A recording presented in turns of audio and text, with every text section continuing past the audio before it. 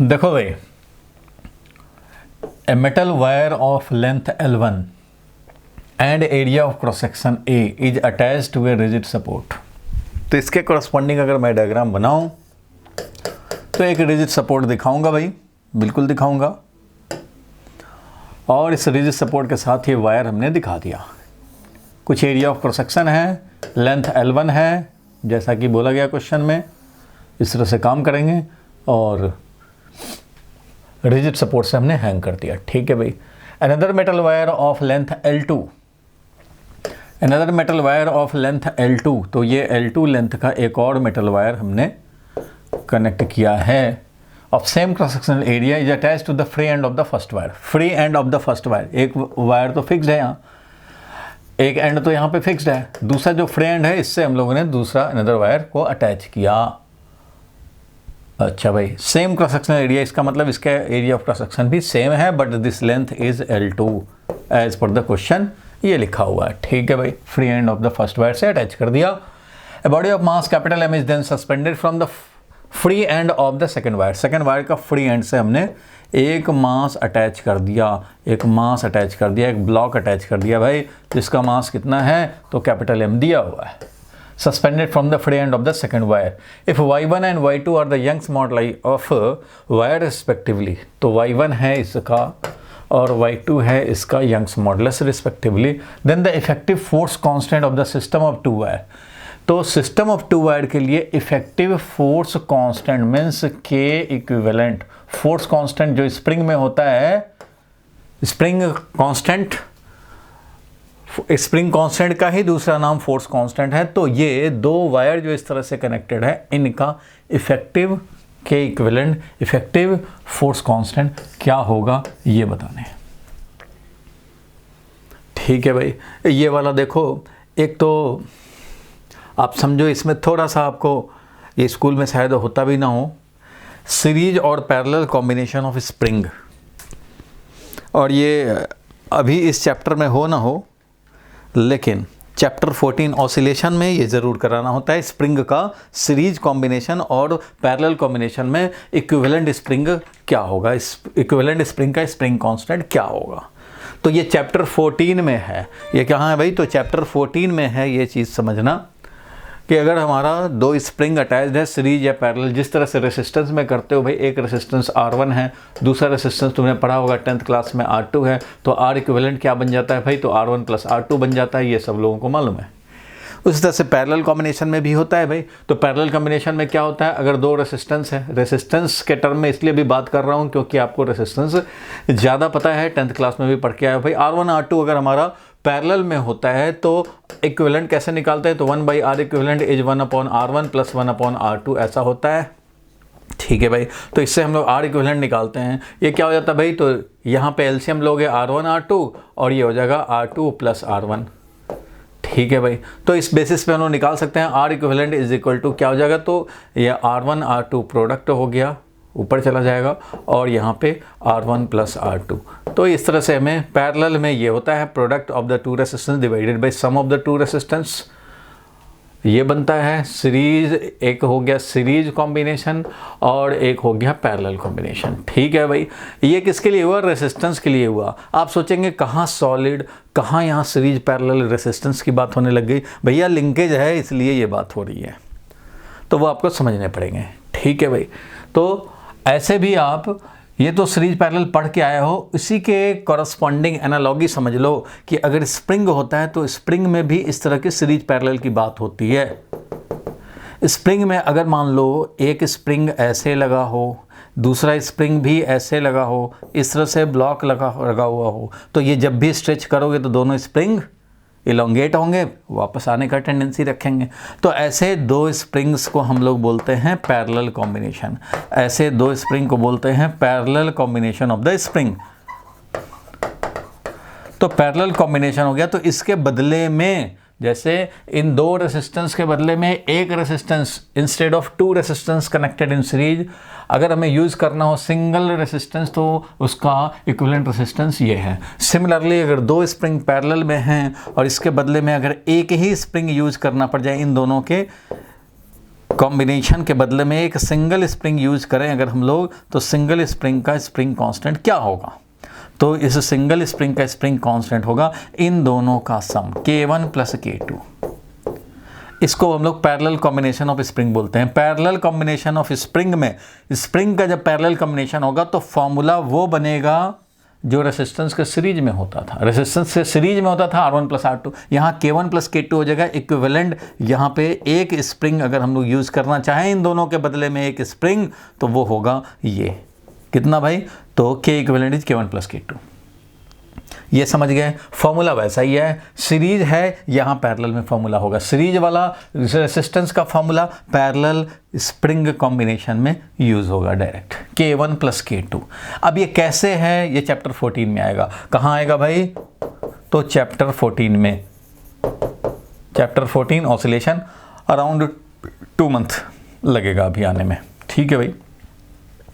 लेकिन अगर spring parallel में ना हो, सीरीज में हो, तो अगर सीरीज में हो, सीरीज में ऐसे बोलते हैं भाई स्प्रिंग को, सीरीज में अगर हो तो एक स्प्रिंग ऐसे लगेगा, फिर दूसरा स्प्रिंग ऐसे लगेगा और ऐसे ब्लॉक रहे, तो इसको बोलेंगे सीरीज कॉम्बिनेशन। इसको क्या बोलेंगे भाई? तो सीरीज कॉम्बिनेशन ऑफ स्प्रिंग, ठीक है भाई।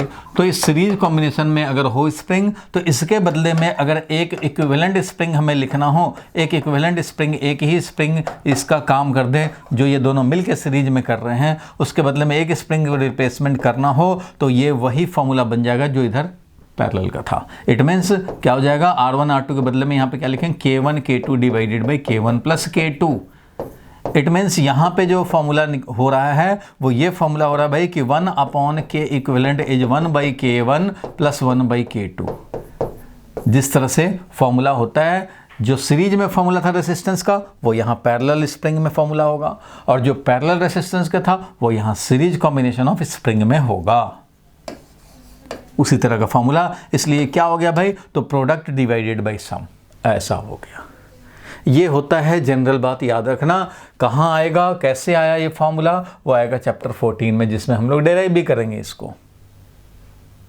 तो जब भी दो स्प्रिंग सीरीज में कनेक्टेड हों तो इसको तुम रिप्लेस कर सकते हो। ये K1 वाला है, ये K2 वाला है, तो हम लोग रिप्लेसमेंट कर सकते हैं किससे भाई? तो इन दोनों के बदले में एक स्प्रिंग लगाओ, और लेकिन उसका स्प्रिंग कांस्टेंट होना चाहिए, K1 K2 divided by K1 plus K2। तो ये हो गया हमारा सीरीज कॉम्बिनेशन ऑफ स्प्रिंग।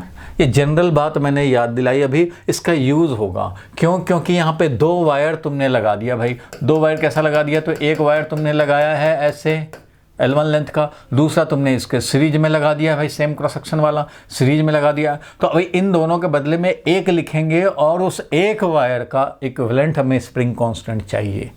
तो एक चाहिए, तो इसका मतलब ये समझेंगे कि हम लोगों ने जो सॉलिड में पढ़ा था रिजल्ट क्या भाई, कि एनी वायर और rod can be replace by A spring. तो इसको मैं क्या करूँगा? एक स्प्रिंग समझ लूँगा, ठीक है भैया। एक स्प्रिंग ये हो गया, एक स्प्रिंग ये हो गया, और दूसरा ये ब्लॉक हमारा एज इट इज यहाँ अटैच हो गया। तो ये जो स्प्रिंग होगा, इसका स्प्रिंग कांस्टेंट क्या लिखेंगे भाई? तो इसका स्प्रिंग कांस्टेंट लिखेंगे YA/L होता है, याद होगा। तो Y1A/L1। इसका स्प्रिंग कांस्टेंट K2 क्या हो जाएगा भाई? तो इसका स्प्रिंग K2 हो जाएगा Y2A/L2। ऐसा हो जाएगा भाई, Y2A/2। YA/L होता है स्प्रिंग कांस्टेंट, सबको मालूम है भाई, हम लोगों ने कंपेयर किया था। Any wire will be replaced by a spring, उसका स्प्रिंग कांस्टेंट YA/L होता है। तो Y1A/L1, क्योंकि A1 A2 तो अलग अलग नहीं है, दोनों का क्रॉस सेक्शन सेम है। सो Y1A/L और Y2A/L2 ऐसा हम लोग यूज करेंगे। K1 K2 लिख दिया।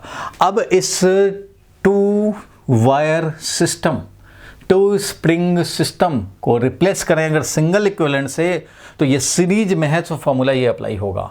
फॉर्मूला ये अप्लाई होगा। इट मीन्स ये जो K इक्विवेलेंट जो हमें निकालना था, वो K इक्विवेलेंट मैं अब निकाल सकता हूँ। कैसे निकालूंगा भाई K इक्विवेलेंट? तो K इक्विवेलेंट देखो अभी निकाल देता हूँ मैं। K इक्विवेलेंट का वैल्यू क्या हो जाएगा? तो यहाँ से निकालेंगे K equivalent is equal to जो फॉर्मूला है, क्योंकि इसको हमने रिप्लेसमेंट किया है किससे भाई? स्प्रिंग से, तो स्प्रिंग वाला फॉर्मूला यूज कर सकते हैं। और स्प्रिंग का हमें मालूम है भाई, चैप्टर 14 में है हालांकि, इसलिए ये यहाँ पे आप डायरेक्ट नहीं बना सकते थे क्योंकि आपको पता नहीं था। तो अब तो पता लग गया भाई, सीरीज कॉम्बिनेशन जब स्प्रिंग का होता है तो इक्विवेलेंट हमारा ये होता है K1 K2 divided by K1 plus K2। तो बहुत अच्छी बात है भाई, यहाँ तक मिल गया। अब K1 का वैल्यू भी मालूम है K2 का वैल्यू भी पता है भाई। तो K1 is equal to Y1A/L, Y1A/L1 into K2, तो ये क्या हो जाएगा भाई, तो Y2A/L2 डिवाइडेड बाई, दोनों का सम करना है भैया, तो Y1A/L1 प्लस क्या करेंगे भाई, तो Y2A/L2, बस ये काम कर देने, इसी को सॉल्व कर देने हैं। तो A तो देखोगे यहाँ से A तो कॉमन लेकर के आप एक A को गायब कर सकते हो, एक A कैंसिल हो जाएगा, यहाँ से ये A कॉमन लिया और इस A से कैंसिल कर दिया, हो जाएगा कैंसिल, कोई बात नहीं। L1 L2 यहाँ एलसीएम लोगे, यहाँ भी प्रोडक्ट L1 L2 है, तो L1 L2 एलसीएम ले लेंगे तो वो कैंसिल हो जाएगा, बचेगा क्या भाई, तो L1 L2 कैंसिल हो गया, ऊपर बच गया ये Y1 Y2, A तो एक कैंसिल हो गया, एक A और रह जाएगा, एक A कैंसिल हुआ, एक A रह गया, और L1 L2 इसके भी एलसीएम L1 L2 से कैंसिल हो गया, और यहाँ क्या बच जाएगा भाई, तो यहाँ बच जाएगा Y1 L2 plus Y2 L1, ये मिल जाएगा, ये हो गया तुम्हारा इक्विवेलेंट स्प्रिंग कांस्टेंट। तो effective force constant of the system of the two wires will be this Y1 Y2A divided by Y1 L1 plus Y2 L1, Y1 L2 Y2 L1। तो देखो भाई इसमें कौन सा ऑप्शन मैच करेगा, Y1 Y2A यहाँ भी है, divided by Y1 L2 plus Y2 L1, ये वाला बिल्कुल मैच कर रहा है, इसलिए सी ऑप्शन इसका करेक्ट ऑप्शन हो जाएगा। ओवरऑल ये क्वेश्चन जो था, मैं फिर से रिकैप कर दे रहा हूँ, ओवरऑल ये क्वेश्चन कह रहा था स्टेटमेंट वाइज कि टू वायर्स हमने लिया, A1 क्रॉस सेक्शनल एरिया का एक वायर यहाँ लिया और दूसरा इसके सीरीज में कंबाइन किया, डायग्राम नहीं दिया था, लैंग्वेज में दे रखा था, लेकिन कि दूसरा ये वायर इसके सीरीज में क्योंकि फ्री एंड से कनेक्ट किया और जो इसका फ्री एंड है वहाँ से ब्लॉक अटैच कर दिया। ये अब सिंगल वायर सिस्टम अगर हमारा हो तो उसका इक्विवेलेंट स्प्रिंग कांस्टेंट क्या होगा, if Y1 Y2 are the Young's moduli of the two respectively, then the effective force constant of the system of two wire, system of two wire का effective force constant. तो भैया इसको इससे convert करो, एक spring K1 वाला, एक spring K2 क्या है, तो Y2A2 अपॉन L2, तो A2 तो यहाँ पे A ही है, दोनों का A सेम है, इसलिए A1 A2 लिखने की ज़रूरत भी नहीं पड़ेगी, सबका हमारा एरिया ऑफ क्रॉस सेक्शन दोनों का सेम है। तो इसको कैसे सॉल्व करें भाई, तो इसको सॉल्व करने के लिए मेरे दिमाग में क्या आया भाई, अच्छा इसको रिप्लेस करेंगे स्प्रिंग से, इसको भी स्प्रिंग से, लेकिन ये बन जाएगा दो सीरीज में combination, series combination of spring, तो इसका तो इक्विवेलेंट वाला फॉर्मूला यूज़ कर लेंगे, हाँ भैया स्प्रिंग यूज़ कर लेंगे। लेकिन आपको नहीं पता था तो आपको बताने के लिए मैंने बताया कि सीरीज में ऐसा फॉर्मूला होता है और पैरेलल में ऐसा फॉर्मूला होता है। इसको याद दिलाने के लिए मैंने आपको लिंक कर दिया भाई रेजिस्टेंस वाले सीरीज पैरेलल से, जिस तरह से दो रेजिस्टेंस सीरीज में अगर हो तो R1 प्लस R2 पैरेलल में हो तो ये वाला भाई रेसिप्रोकल वाला फॉर्मूला यूज करते हो। रेसिप्रोकल वाला फॉर्मूला का मतलब है कि इक्विवेलेंट हो जाएगा प्रोडक्ट डिवाइडेड बाय सम। अब इससे पता लगा तो उससे हम लोगों ने इधर स्प्रिंग के इक्विवेलेंसी को कंपेयर किया कि जो यहाँ सीरीज का फॉर्मूला है वो यहाँ पे स्प्रिंग वाले के लिए पैरेलल में फॉर्मूला बनेगा और जो रेसिस्टेंस के लिए पैरेलल में फॉर्मूला है वो स्प्रिंग्स के लिए सीरीज में फॉर्मूला बनेगा। ठीक है भाई, तो सीरीज में फॉर्मूला ये बनेगा रेसिप्रोकल वाला, तो ये बन गया K इक्विवेलेंट निकालना हो K1 K2 divided by K1 plus K2। अब हमने देखा यहाँ पे कि भैया ये तो सीरीज में है, दो स्प्रिंग समझो लगे हुए हैं, दोनों सीरीज में हैं, इसलिए एक बन गया K1 दूसरा बन गया K2। अब इसका इक्विवेलेंट दो स्प्रिंग सिस्टम, दो वायर सिस्टम के बदले में equivalent force constant spring constant निकालना चाहते हैं तो पता ही हमें कि सीरीज में है, इसलिए K1 K2 दोनों का K1 K2 तो पता है, तो K1 K2 divided by K1 plus K2 इसको हम लोगों ने अप्लाई करके सॉल्व कर दिया, जिसमें से A वाला एक कैंसिल हुआ, एक A रह गया। ठीक है भाई, और ये मिल गया आंसर, तो आंसर सी होगा। बोलो भाई सबको क्लियर हुआ? Yes sir. चलो आगे बढ़ते हैं हम लोग, नेक्स्ट क्वेश्चन पे चलते हैं भाई। तो इसको आप स्क्रीनशॉट या नोट करते चलेंगे भैया, हार्ड वर्क का कोई सब्स्टिट्यूट नहीं है। जितने लोग अपने दिमाग ज़्यादा लगा करके और चालाकी करते हैं कि कम मेहनत लगे तो भैया वो फंसेंगे आगे, हार्ड वर्क तो करना पड़ेगा। देखो इसमें इसका सोल्यूशन में क्या लिखा हुआ है ये ज़रा समझने की कोशिश करते हैं हम लोग। अगर वही होगा तो ठीक है, नहीं तो भाई अगर अलग होगा तो एक और मेथड मिल जाएगा। देखो, using the usual expression for Young's modulus the force constant for the wire can be written as YA/L, force divided by change in length, तो YA/L होता था। ठीक है भैया, सबको मालूम है फोर्स कांस्टेंट यही होता है। तो where the symbols have usual meaning, when the two wires are connected together in series then the effective force constant is given by K1 K2 divided by K1 plus K2। ये तो direct formula लिख दिया solution में। आप सोचेंगे कहाँ से आ गया फार्मूला, तो substituting the corresponding length area and Young's modulus रख दिया भाई और इससे आ गया, तो मिल गया इसका सी ऑप्शन। ठीक है भाई, समझ गए, वही काम है। चलो नेक्स्ट क्वेश्चन पे देखते हैं भाई। नेक्स्ट क्वेश्चन देखा जाए, स्क्वायर लीड स्लैब, लीड का बना हुआ है square slab of side 50 centimetre and thickness 10 centimetre is subjected to a shearing force on its narrow face. ठीक है भाई, शीयरिंग फोर्स लग गया इस पे। The lower edge is riveted to the floor, riveted का मतलब है फिक्स्ड कर दिया समझो। अब क्वेश्चन समझ करके आप जरा इसको ट्राई कर लें एक बार।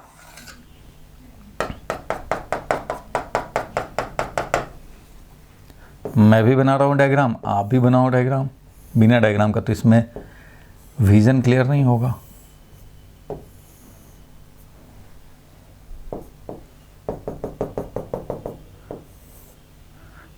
ये राइवेटेड है, राइवेटेड मतलब ये समझो फिक्स्ड है, इसका सिलाई कर दिया इसके साथ, इसका निडल इसमें डाल के समझो कि फेविक्विक लगा दिया इसमें, एकदम फिक्स हो जाए। राइवेटेड का मतलब यही होता है। ठीक है भाई,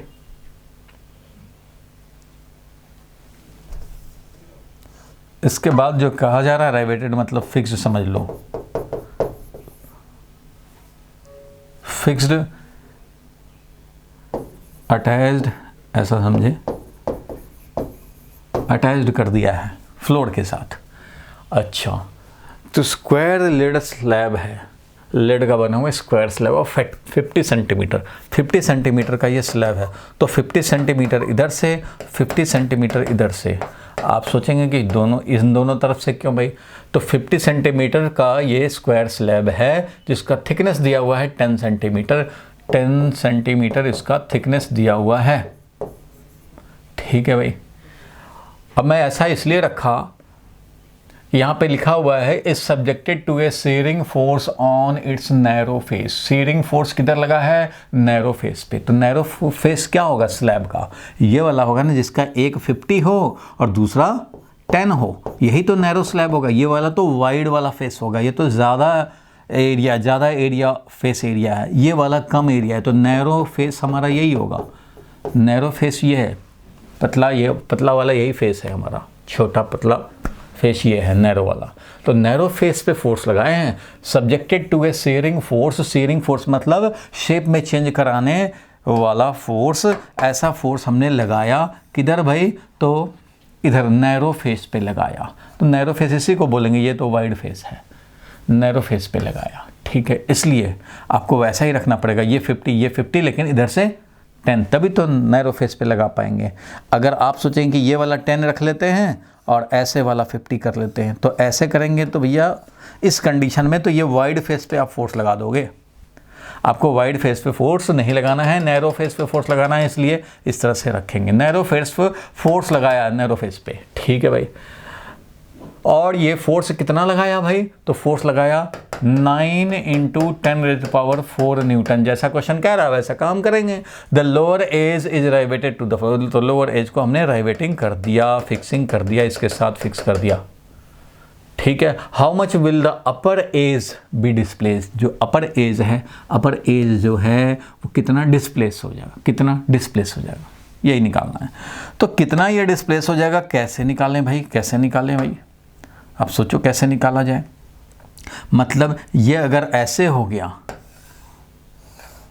तो हमें यही निकालना है, यही निकालना है कि कितना ये डिस्प्लेस हुआ। मान लो x डिस्प्लेस हुआ, यहाँ से यहाँ गया और ये x डिस्प्लेस्ड हो गया, x, तो यही x निकालना है। ये थीटा होता है, याद होगा, शीयरिंग स्ट्रेन। ठीक है भाई, तो अब जरा इसको हम लोग सॉल्व किया जाए। हम लोगों को निकालना कितना डिस्प्लेस हुआ, x का वैल्यू कैलकुलेट करने हैं, यही है डिस्प्लेसमेंट ऑफ दिस फेस। ठीक है भाई, ठीक है भाई, तो इस तरह से अब निकालने हैं कितना डिस्प्लेस हुआ।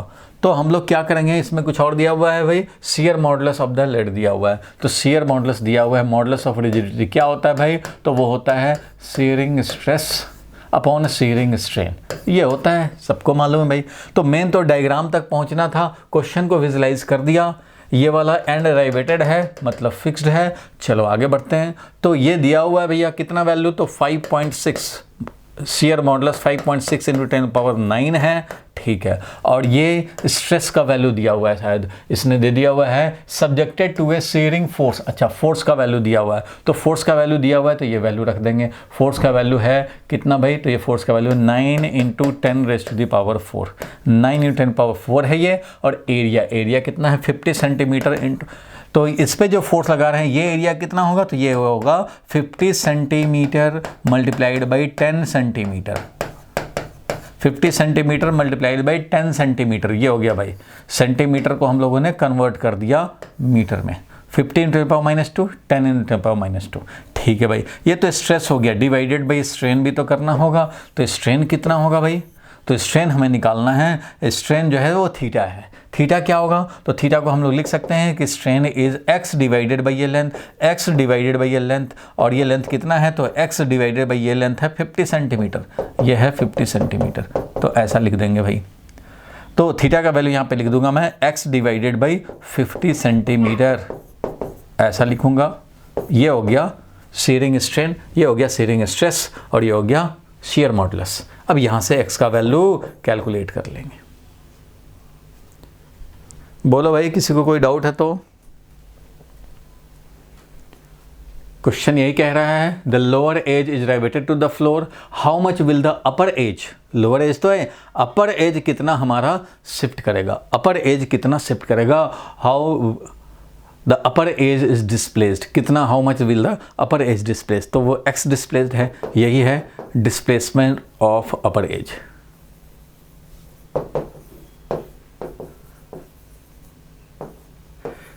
तो अपर एज का डिस्प्लेसमेंट ये है, यही हमें निकालना था। हम लोगों ने सिंपल सा काम किया, शियर मॉडुलस का value shearing stress upon shearing strain.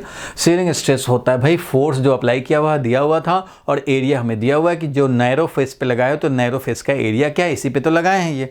तो ये नैरो फेस का जो एरिया है इस पूरे एरिया पे लगा है 50 × 10, 50 × 10 इस एरिया पे लगा है। और स्ट्रेन का वैल्यू थीटा होता है, थीटा मतलब ये x डिवाइडेड बाई ये l, x divided by l, ऐसा ही होता है। तो x डिवाइडेड बाई l, ये अलग से वैल्यू निकाल लिया, वहाँ रख दिया। अब आपको x का वैल्यू कैलकुलेट कर लेने हैं और क्वेश्चन सॉल्व। ठीक है भाई, इसका आंसर देखो क्या लिखा है। The lead slab is fixed and the force is applied parallel to the narrow face, narrow face के पैरेलल लगाया है। Area of the parallel face to which the force is applied is, तो इस पे जो फोर्स लगाए हैं वो कितना भाई 50 × 10 का है, यानी कि 0.5 मीटर इंटू 0.1 मीटर, 50 × 10 यही हो गया, ये हो गया, ये जो एरिया हो गया। ठीक है, डेल्टा एल अगर displacement of the upper as of the slab है, अगर डेल्टा एल ये है, हम लोगों ने x लिया था, अगर ये है तो हम लोग लिख सकते हैं shear modulus is equal to f upon a और डेल्टा एल अपॉन एल। बिल्कुल ठीक बात है भाई। तो इस तरह से डेल्टा एल का वैल्यू यानी x का वैल्यू हम लोग निकाल लेंगे, वैल्यू रख देंगे। तो वही तो काम किया है हम लोगों ने, ये डेल्टा एल यानी x का वैल्यू क्या मिलेगा तो उसके हिसाब से निकल जाएगा, जो हम लोगों ने देखा वैसे ही निकल जाएगा भाई ये। अब ये वैल्यू कैलकुलेट करके जो आ जाए वो वही आंसर है, जो कैलकुलेट करके आ जाए भाई, इन सबका वैल्यू डाल दो, क्योंकि x का वैल्यू आपको निकालना था, x का वैल्यू निकल जाएगा। सबके वैल्यूज डाल दो, फोर्स दिया है, l दिया है, और ये एरिया दिया ही था, ये सब दिया था। तो यही काम कर रहे हैं भाई। मेन काम है आपको ये शियर मॉडुलस लिखना। जब ये लिख लिया आपने, यानी कि आपने क्या लिखा भाई, तो टेंजेंशियल फोर्स जो शियरिंग फोर्स जो लगाए हो अपॉन एरिया, एरिया हम लोग ऐसे नीचे लिख सकते हैं एरिया, और ये है change in length upon original length. और यहाँ से हम लोग x का वैल्यू चाहें तो सिंबॉलिक अगर सॉल्व करना चाहते हैं, x का वैल्यू हो गया कितना, तो x का वैल्यू हो गया यहाँ पे ft into L, ft into L divided by area of cross section into shear modulus. ये मिल गया x का value, FL divided by A Etah, FL divided by ए एटा, तो यही तो था FL divided by A Etah, value calculate हो जाएगा। ठीक है भाई, आगे बढ़ते हैं हम लोग, आगे बढ़ते हैं, इस क्वेश्चन पे चलते हैं। नेक्स्ट क्वेश्चन पे चले भाई। नेक्स्ट क्वेश्चन देखो, जरा क्वेश्चन को देखो, पहचानो, जानो इसको। हो सकता है ट्रिकी क्वेश्चन हो सकता है सिंपल भी हो सकता है। चलो आपके जो डाउट्स हैं वो तो ज़रूर हमने काउंट किया है, उसको ज़रूर रखा है, बाकी और भी सिमिलर क्वेश्चन है। ये है स्कूल वाले को ट्रिकी पूछना हो तो ये पूछ सकते हैं, wire of length L has a linear mass density lambda, linear mass density lambda के बदले म्यू लिखा हुआ है। लीनियर मास डेंसिटी का मतलब क्या होता है सबको मालूम होना चाहिए भाई। लीनियर मास डेंसिटी का मतलब होता है मास पर यूनिट वॉल्यूम। मास पर यूनिट वॉल्यूम को डेंसिटी बोलते हैं, नॉर्मल डेंसिटी यानी वॉल्यूम डेंसिटी। यहाँ पर होगा मास पर यूनिट लेंथ, इसको बोलते हैं linear mass density. Mass per unit volume करेंगे तो वो होगा वॉल्यूम मास डेंसिटी या सिंपली मास डेंसिटी। जो अब तक पढ़े हैं हम लोग क्या डेंसिटी यही समझते हैं, मास पर यूनिट वॉल्यूम, मास पर यूनिट वॉल्यूम। भैया डेंसिटी 3 तरह के होते हैं, कुछ ना बोला जाए तो डेंसिटी का मतलब मास पर यूनिट वॉल्यूम समझते हैं, लेकिन लीनियर बोल दिया जाए तो मास पर यूनिट लेंथ, और एरियल बोल दिया जाए तो मास पर यूनिट एरिया। अगर एरियल मास डेंसिटी की बात करें या सरफेस मास डेंसिटी की बात करें, एरियल भी बोलते हैं और या फिर सरफेस मास डेंसिटी अगर बोलते हैं तो वो क्या होता है भाई, तो वो होता है मास पर यूनिट एरिया, मास पर यूनिट एरिया होता है। और अगर वॉल्यूम मास डेंसिटी बोलते हैं हम लोग, वॉल्यूम मास डेंसिटी, तो वॉल्यूम मास डेंसिटी बोलें या सिंपल डेंसिटी बोलें, सिंपली डेंसिटी कुछ ना बोला जाए, सिंपली डेंसिटी, तो उसका भी मतलब वही होता है क्या भाई, तो मास पर यूनिट वॉल्यूम। तो वॉल्यूम मास डेंसिटी बोलें या फिर सिंपली डेंसिटी बोलें एक ही बात है, लेकिन सरफेस मास डेंसिटी या एरियल मास डेंसिटी बोले तो mass per unit area. Linear mass density का मतलब है मास पर यूनिट लेंथ, मास per unit length means 1 length में कितना मास। 1 मीटर में मान लो दे दिया जाए कि ये है भैया 4 kg पर मीटर, इसका यूनिट होगा 4 kg पर मीटर। इसका क्या हो जाएगा भाई, तो kg पर मीटर स्क्वायर, और इसका क्या हो जाएगा, तो इसका हो जाएगा kg पर क्यूबिक मीटर। ये हो गया डेंसिटी यानी कि वॉल्यूम डेंसिटी, ये है मास डेंसिटी पर स्क्वायर होगा, और ये है लीनियर मास डेंसिटी। तो ये बात आप समझ गए भाई कि wire of length L, L तो लेंथ का वायर तो है but linear mass density mu है। तो ये वायर है समझो, इसका मास पर यूनिट लेंथ म्यू है, मास पर यूनिट लेंथ हमारा म्यू है, और इसका टोटल लेंथ एल है। ठीक है भाई, टोटल मास अगर m हो, टोटल लेंथ l है, तो मास पर यूनिट लेंथ, ठीक है भाई, म्यू दिया हुआ है। Area of cross section a, तो एरिया ऑफ क्रॉस सेक्शन इसका जो है वो a है।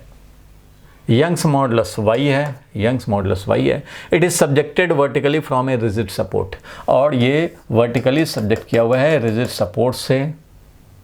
Is suspended vertically from a rigid support, ठीक है। The extension produce in the wire due to its own weight. अब ये अपने ही वेट से इसमें कितना एक्सटेंशन प्रोड्यूस होगा ये निकालने हैं। ट्रिकी क्वेश्चन कभी किसी को पूछना हुआ स्कूल वाले को तो ये क्वेश्चन डाल देते हैं, वेरी वेरी इंपॉर्टेंट है। अपने ही वेट से, एक तो होता है कि फोर्स लगा रहे हैं तब एक्सटेंशन करा रहे हैं, फोर्स नहीं लगा रहे भाई, अपने वेट से भी तो फोर्स लगेगा। इंसान ऐसे लटक जाता है तो अपने वेट से भी तो इसमें इलोंगेशन होने का टेंडेंसी होता है, वैसे ही है अपने वेट से कितना चेंज इन लेंथ होगा। The extension produced in the wire due to its own weight is, कितना एक्सटेंशन कितना होगा। अगर ये हॉरिजॉन्टल में वायर फ्लोर पे रखा रहता तो उसका मान लो 10 सेंटीमीटर होता, तो ऐसे वर्टिकली हैंग कर दिए हैं तो ये 10.1 सेंटीमीटर हो गया है, अपने वेट के चलते स्लाइट एक्सटेंशन हुआ है। तो यही हमें निकालना है कि 0.1 ये 0.2, यही चेंज इन लेंथ हमें निकालना है कि 0.1 है या 0.2 है या 0.15 है, क्या है ये एक्सटेंशन हमें चाहिए। तो क्वेश्चन तो क्लियर हो गया होगा भाई सबको, बोलो क्वेश्चन सबको क्लियर है। तो अब हम लोग सोचे जरा इस पे कि क्या करें कैसे निकालें, क्योंकि ये डायरेक्ट तो क्वेश्चन है नहीं, थोड़ा सा आपको खोपड़ी तो खर्च करने पड़ेंगे इसमें। तो भैया इसको जल्दी से ट्राई मारा जाए, एक बार सोच लिया जाए, फिर मैं बताता हूं इसको।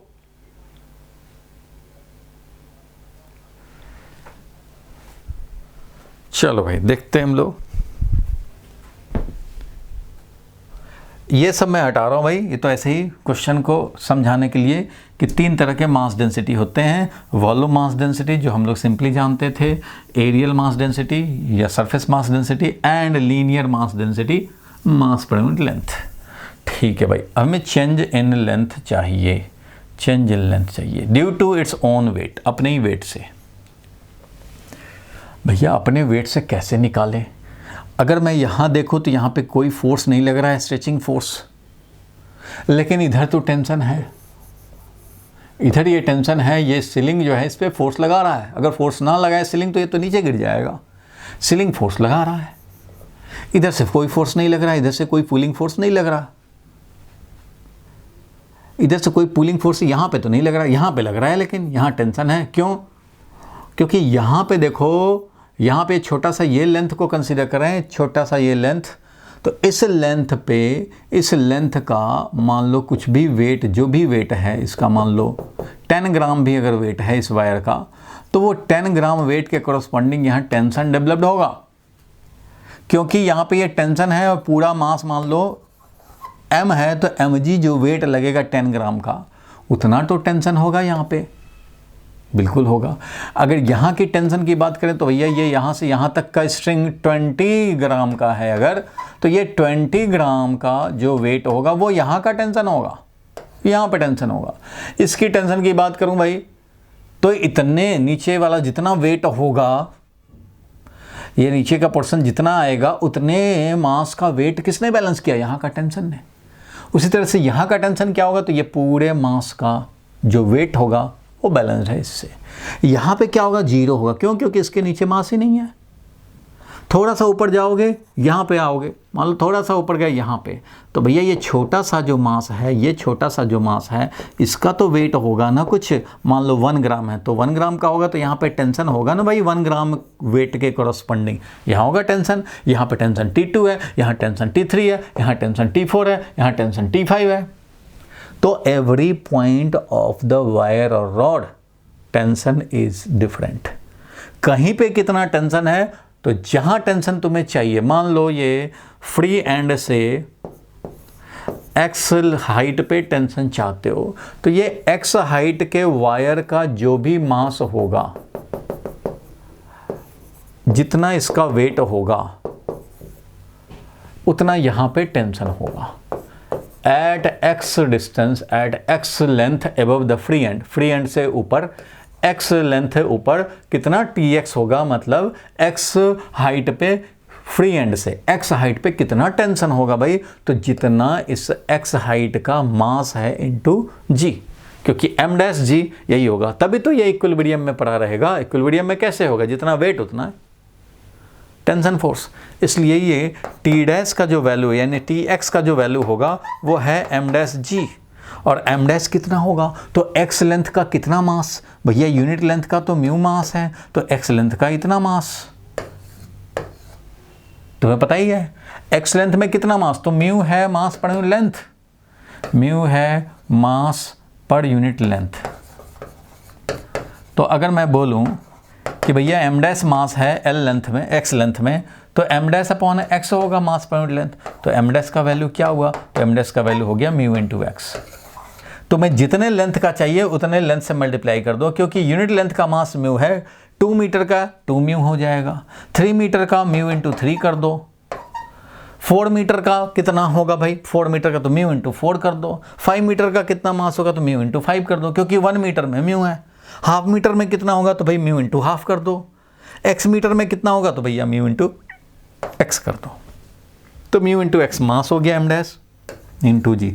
सो x हाइट पे, फ्री एंड से x हाइट पे कितना टेंशन है भाई, तो म्यू x जी, ये हो गया मास, ये है टेंशन। आप सोचेंगे ये सब क्यों निकाल रहे हैं भाई, टेंशन क्यों निकाल रहे हैं भैया? टेंशन से ही तो पता चलेगा कि कहाँ पे कितना फोर्स लग रहा है। अब आप सोचोगे कि ये टेंशन कितना, इधर से तो टेंशन लगी नहीं, इधर से तो कोई फोर्स नहीं लगा रहे हैं, इधर तो ओवरऑल वेट है, बट वो एंड पे नहीं है, इधर इस एंड पे है। अब कैसे निकालूं मैं कि overall extension due to its own weight कितना होगा? तो यही तो ट्रिक है इसमें, इसीलिए ट्रिकी क्वेश्चन है, नॉर्मल स्टूडेंट सोच नहीं पाएंगे। लेकिन आप तो नॉर्मल नहीं हैं, आपको तो एक्स्ट्राऑर्डिनरी प्रूफ करना है, और आप हैं, मेहनत करेंगे तो ज़रूर हैं, तो आपको प्रूफ करना है भाई। क्या करें अब, क्या करें? तुम्हें तो पता है भाई कि किसी वायर में जब फोर्स लगाते हैं इस तरह से एफ फोर्स लगाते हैं, ये भी एफ जब फोर्स लगाते हैं तो इधर से स्प्रिंग फोर्स दोनों तरफ से डेवलप होता है, क्योंकि इसका लेंथ इलोंगेटेड होता है ड्यू टू दिस फोर्स। तो ये जो स्प्रिंग फोर्स होता है, जो कि हम लोग बोलते थे minus K X minus of Y A upon L X, ऐसा बोलते थे। एक्स अगर इसका चेंज इन लेंथ है, ये वाला जो टोटल लेंथ है वो अगर एल नॉट प्लस एक्स है, तो एक्स चेंज इन लेंथ होता है, तो स्प्रिंग फोर्स इस तरह से डेवलप होता है, ये पता है तुम्हें। ठीक है भाई, ये पता है, तो दोनों तरफ से फोर्स होता है स्ट्रेचिंग। अब यहाँ कैसे निकालें, यही तो क्लू है, ये तो भैया समझना पड़ेगा। तो पहली बार आपको ज़रूर समझना पड़ता है, पहली बार आपको समझना ही पड़ेगा, उसके बाद आपका खोपड़ी काम करना शुरू करेगा। ठीक है भाई, तो अब इसको निकाले कैसे कि ओवरऑल क्या लेंथ हुआ, क्या लेंथ में चेंज आया due to its own weight. तो वो समझने के लिए आपको थोड़ा सा तो पापड़ बेलने पड़ेंगे भाई। तो देखो थोड़ा सा क्या हम लोग कर सकते हैं। तो फर्स्ट टाइम खोपड़ी कम लगता है, इसलिए थोड़ा सा आपको काम करने पड़ेंगे। मैं दिखा रहा हूँ, देखो थोड़ा सा ज़्यादा क्रॉस सेक्शन का मैं दिखा रहा हूँ, साफ साफ डायग्राम बन जाए इसलिए। मैं अगर बोलूँ यहाँ से एक्स लेंथ पे एक हमने एलिमेंट लिया, क्योंकि यहाँ का टेंशन हमें पता होगा, टेंशन यहाँ का हम लोगों को पता है। तो अगर मैं यहाँ पे छोटा सा लेंथ लूँ, dx लेंथ का एक एलिमेंट लूँ, ये dx लेंथ का क्या लिया भाई, तो एक एलिमेंट लिया। dx लेंथ का अगर एलिमेंट लें तो इस dx, क्योंकि वेरी वेरी स्मॉल होता है, dx लेंथ कितना होता है, वेरी वेरी स्मॉल होता है। अब जब ये वेरी वेरी स्मॉल dx है, तो जो यहाँ टेंशन है वही यहाँ टेंशन है, ऐसा समझेंगे। यानी कि ये dx जो था, ये dx थिकनेस का जो था हमारा छोटा सा मास, dm होगा मास उसका, कोई बात नहीं है। तो इस पे यहाँ टेंशन अगर हमारा tx है, यहाँ पे फोर्स यानी कि टेंशन Tx है, तो यहाँ भी टेंशन Tx ही समझा जाएगा, क्योंकि Dx is so small that tension का वेरिएशन, तो लेंथ आगे बढ़ोगे तो टेंशन धीरे धीरे बढ़ता जाएगा। लेकिन ये Dx तो इतना स्मॉल है कि दोनों टेंशन ऑलमोस्ट सेम समझेंगे। जो वहाँ पे टेंशन है वही Tx से इस एलिमेंट को दोनों तरफ से पुल किए जा रहे हैं। यहाँ पे अगर बोलें यहाँ 5 न्यूटन है, तो समझेंगे कि इस एलिमेंट के दोनों एंड पे 5 न्यूटन स्ट्रेचिंग है। यहाँ पे अगर 10 न्यूटन है तो समझेंगे कि इधर से भी 10 इधर से भी 10 लग रहा है। यहाँ पे अगर 15 न्यूटन है तो समझेंगे क्या भाई, तो इधर से भी 15 इधर से भी 15 ऐसे लग रहा है, क्योंकि यहाँ पे dx वेरी वेरी स्मॉल है थिकनेस, इसलिए जो हमारा 25 न्यूटन है तो 25 न्यूटन इधर भी इधर भी। अब ये तो भैया यहाँ पे इक्विलिब्रियम है ना, तो 25 इधर 25 इधर ऐसा हो रहा है, क्योंकि ये dx है, मास इसका वेरी वेरी स्मॉल है, सो ये दोनों ऑलमोस्ट सेम रहेगा।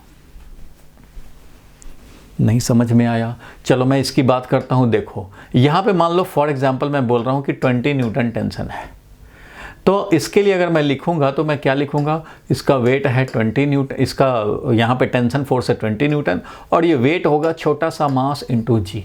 तो यहाँ का टेंशन कितना होगा, तो 20 प्लस DmG, 20 प्लस DmG। लेकिन DmG कितना है, dm तो वेरी वेरी स्मॉल है, क्योंकि dx लेंथ है, dx लेंथ में कितना आएगा भाई, तो वेरी वेरी स्मॉल, मान लो 0.00001 ग्राम, तो उसका तो 20 प्लस 0.00001, तो इसका मतलब 20 ही तो हो गया ना, ऑलमोस्ट 20 ही हो गया, 20 से स्लाइटली लार्ज। तो वो स्लाइटली जो है वो नेग्लेक्ट करेंगे, 20 न्यूटन से इस एलिमेंट को दोनों पुश कर रहे हैं, दोनों तरफ से ये 20 न्यूटन से पुलिंग हो रहा है।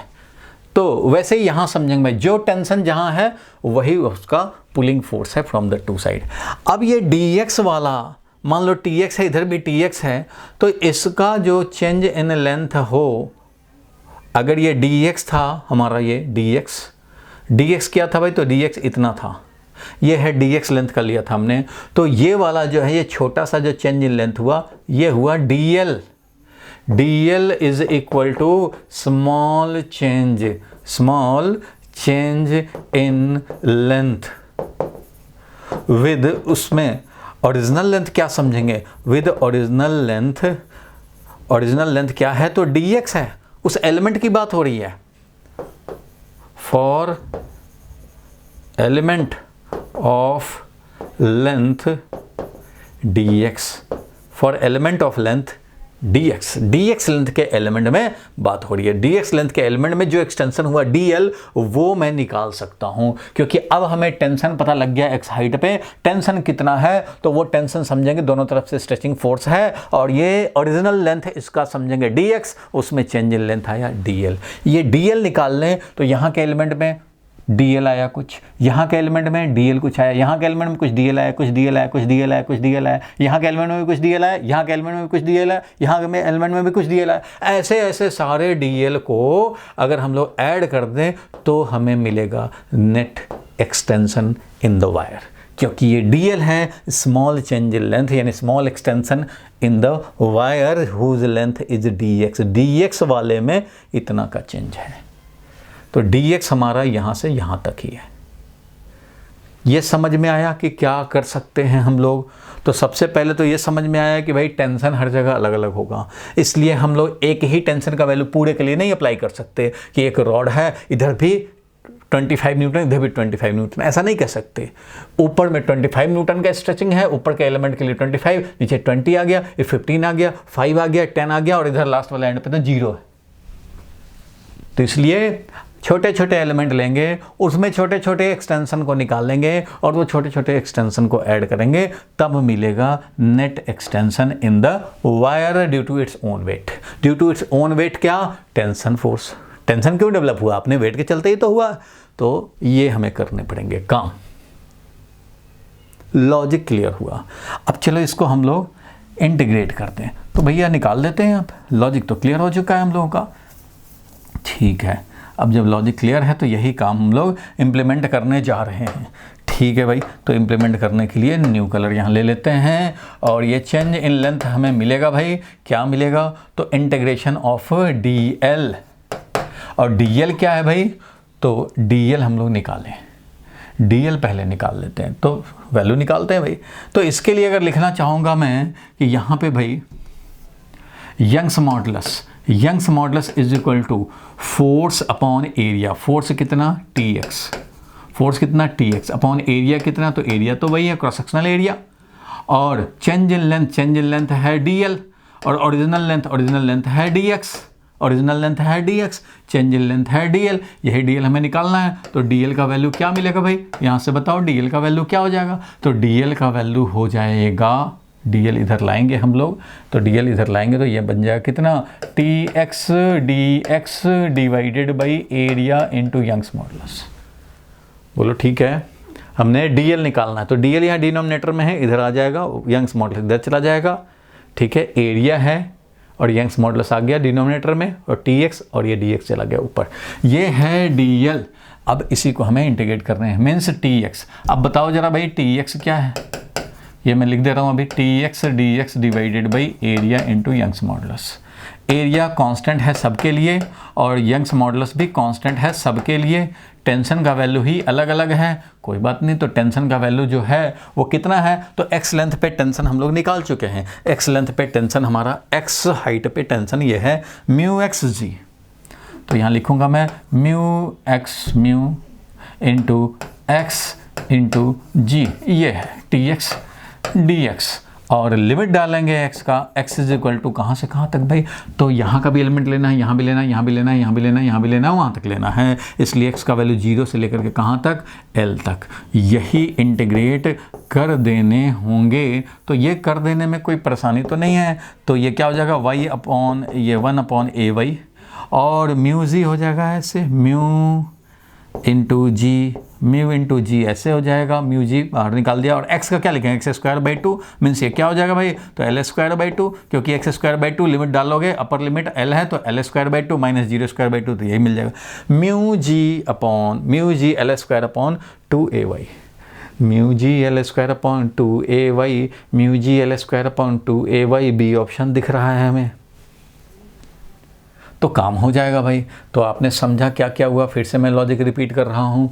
एक वायर था, अपने ही वेट से कितना एक्सटेंशन होगा वो निकालना था। अपने ही वेट से कैसे एक्सटेंशन होगा भाई? तो हर पॉइंट पे अलग अलग टेंशन है। अब टेंशन लगेगा तो स्ट्रेचिंग तो आएगा। यहाँ तो टेंशन लग रहा है 25 न्यूटन, इधर 0 है, तो 0 है, 5 है, 10 है, 15 है, 20 है, 25 है। तो क्या करूँगा भाई? तो छोटा सा एलिमेंट लिया हमने dx लेंथ का। अब इस dx लेंथ वाले एलिमेंट में कितना dl हुआ एक्सटेंशन वो निकालना चाहते हैं। तो हमने x लेंथ पे dx लिया, x लेंथ पे हमने लिया जिसका कि ये थिकनेस कितना है? तो dx है। ये जो थिकनेस है वो dx है। इस dx लेंथ में, ये dx लेंथ का जो थिकनेस है इसमें कितना चेंज इन लेंथ हुआ? तो ये वाला था dx और ये वाला है dl। तो dl small change in length with original length कितना dx, ये समझते हुए तो हम लोग निकालेंगे भाई। और इस तरह से जो भी हर dx वाले लेंथ के एलिमेंट में कुछ कुछ dl चेंज इन लेंथ आएगा, तो वो dl हमने निकाला, वो dl हमने निकाल लिया। अब जब वो dl मिल गया तो उस dl को इंटीग्रेट कर देंगे। ऐसे ऐसे हर एलिमेंट के लिए जो जो एक्सटेंशन हुए सब ऐड हो जाएंगे, मिल जाएगा। बाकी बुक का सलूशन देखना है तो हम लोग देख सकते हैं भाई। इसमें क्या किया हो देखो, consider a small element of length dx at a distance x from the free end से x distance as shown in figure दिया है, ठीक है भाई, at x from the lower end, ठीक है। t इंटू एक्स नहीं है, मतलब tx है sir, t at a distance x mu g x, ये तो ऑलरेडी लिख दिया भाई म्यू जी एक्स, क्योंकि x लेंथ है तो म्यू x होगा mass. Let dl be the increase in the length of the element, इस एलिमेंट के लेंथ में dl इज द इंक्रीमेंट, तो dl का वैल्यू यंग्स मॉडुलस लिखा गया और dl का वैल्यू आ गया t dx divided by y, तो बिल्कुल ऐसा ही हम लोग का भी आया था। अब total extension produce in the wire will be, इसको इंटीग्रेट किया 0 से l तक, देखो इंटीग्रेट किया x² आया, l² आ गया, मिल गया, काम खत्म। ये हो गया भाई आंसर, तो कोई परेशानी वाली बात नहीं है। Due to its own weight अगर हमें निकालना है कि कितना एक्सटेंशन हुआ है तो हम लोग इस तरह से निकाल सकते हैं, ठीक है। बोलो भाई, कोई डाउट है तो बताओ, बोलो भाई, क्लियर है यहाँ तक? आगे बढ़े? चलो आगे बढ़ते हैं। ये बहुत अच्छा क्वेश्चन आपने कर लिया ट्रिकी क्वेश्चन के नाम पे। चलो आगे बढ़ते हैं हम लोग। तो ये जरा क्वेश्चन देखा जाए एक बार, जल्दी से इसको समझा जाए। नेक्स्ट क्लास से हम लोग चैप्टर 10 शुरू करेंगे, इसलिए आज हम लोग डाउट्स डिस्कस कर रहे हैं होमवर्क के। बहुत ज़्यादा आप बैकलॉग में ना रहें भाई। दिवाली की छुट्टी मिली थी, सब लोग अच्छे से कवर किए होंगे, ये एक्सपेक्टेड है, और अब तक का आप सिलेबस अच्छे से कर लिए होंगे। कुछ लोगों के स्कूल में टर्म 1 एग्ज़ाम हो गए हैं, कुछ लोगों के होने वाले हैं, तो वो होने दिए अपने अपने टाइम पे प्रिपरेशन, क्योंकि टॉपिक हो चुका है, प्रिपरेशन अपना रखें, अच्छा से रिवाइज करते रहें और टॉपिक को धीरे धीरे आगे बढ़ने दो। नवंबर में चैप्टर 10 बड़ा है, चैप्टर 10 3 टाइम्स है चैप्टर 9 का, कम से कम 3 टाइम्स है, तो इसलिए टाइम उसमें ज़्यादा लगता है, तो धीरे धीरे उसको हम लोग बढ़ाएंगे। आज नवंबर में मोस्टली लोगों के एग्ज़ाम्स हैं या हो रहे हैं, ठीक है भाई। चलते हैं। A wire of length capital L, area of cross section A is stretched by a load, load से स्ट्रेच कर रहे हैं। The elongation produced in the wire is L। If y is the Young's modulus of the material of the wire, then the force constant of the wire is. अरे भैया, force constant of the wire निकालने हैं तो इतना बताने की ज़रूरत क्या थी, तो सीधा बोल देते ओरिजिनल लेंथ इतना है और यंग्स मॉडुलस है, एरिया है, तो इसका फोर्स कांस्टेंट क्या होता है भैया, तो y बाई ओरिजिनल लेंथ होता है, y a upon original length होता है, काम खत्म हो गया। ये तो हम लोगों ने याद ही कर लिया शॉर्टकट के लिए कि एनी वायर और rod can be replaced by A spring of spring constant कितना भाई, तो स्प्रिंग कांस्टेंट है y a बाई l। तो ऐसे रखें या ऐसे रखें, बात एक ही है। फिर भी फोर्स कांस्टेंट अगर निकालना आप चाहते हैं फॉर्मूला से तो निकालें भाई। फोर्स कांस्टेंट जो होता है स्प्रिंग में, फोर्स कांस्टेंट क्या होता है 100 न्यूटन पर मीटर। मतलब क्या है कि फोर्स स्प्रिंग का k इंटू एक्स होता है वैल्यू में, इसलिए k का वैल्यू होता है F अपॉन एक्स। तो ये लिखोगे न्यूटन में, ये लिखोगे मीटर में, तो न्यूटन पर मीटर होता है भाई, बिल्कुल होता है। तो फोर्स कांस्टेंट का मतलब है कि कितना फोर्स डेवलप हुआ उसका वैल्यू, और extension change in length, extension means change in length, तो वो वैल्यू रख देने पड़ेंगे, ठीक है। तो यहाँ पे भी हम लोग देखेंगे, अगर यंग्स मॉडुलस इसका लिखते हैं हम लोग, तो Young's modulus is force upon area stress change in length upon original length, ऐसा लिख दिया। तो यहाँ से आप देखो कि फोर्स अपॉन एक्स क्या लिख सकते हैं, फोर्स अपॉन एक्स को ही तो बोलते हैं force constant, force upon x को ही तो बोलते हैं फोर्स कांस्टेंट, तो यही तो है force constant F upon x. तो ये वाला पकड़ लो भाई एफ अपॉन एक्स, तो क्या मिल जाएगा वाई ए अपॉन एल। तो होता ही है भाई, ये तो होता ही है, फोर्स कांस्टेंट हम लोग जानते ही हैं, स्प्रिंग में फोर्स जैसे होता है, तो वाई ए बाई एल है भाई, इसमें कोई परेशानी वाली बात नहीं है, ये कोई बहुत ज़्यादा ट्रिकी वाली तो बात है ही नहीं। तो आगे बढ़ते हैं भाई, फोर्स कांस्टेंट मिल गया हमें, ठीक है। इसमें भी देखो according to the definition of Young's modulus, Young's modulus ये फोर्स इज इक्वल टू ये, इसलिए force constant force upon change in length, force upon L small L जो है वो चेंज इन लेंथ है, इसलिए Y A by capital L original length. चलो next question पे चलते हैं भाई।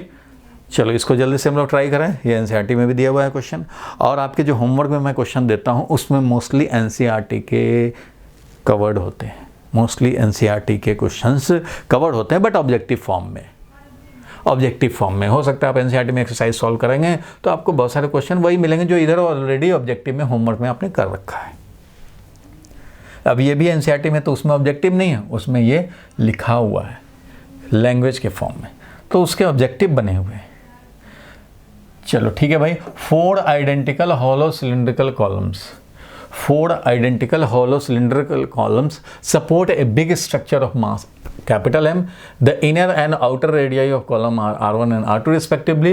Assuming the load distribution to be uniform, the compressional strain in each column is where Y is the Young's modulus. मतलब ये क्या कह रहा है कि एक बड़ा सा स्ट्रक्चर है कैपिटल M मास का, लेकिन इसको हम लोग इतने बड़े लोड को हम लोगों ने 4 कॉलम से 4, समझो कि एक टेबल है जिसमें कि 4 लेग है और इस पे इसको हम लोगों ने सपोर्ट दिया हुआ है, इस तरह समझो है ये, ठीक है। और ये क्वेश्चन कह रहा है 4 identical hollow cylindrical column. Hollow मतलब एक को अगर मैं डिटेल में देखूं तो वो इस तरह का है, hollow cylindrical column.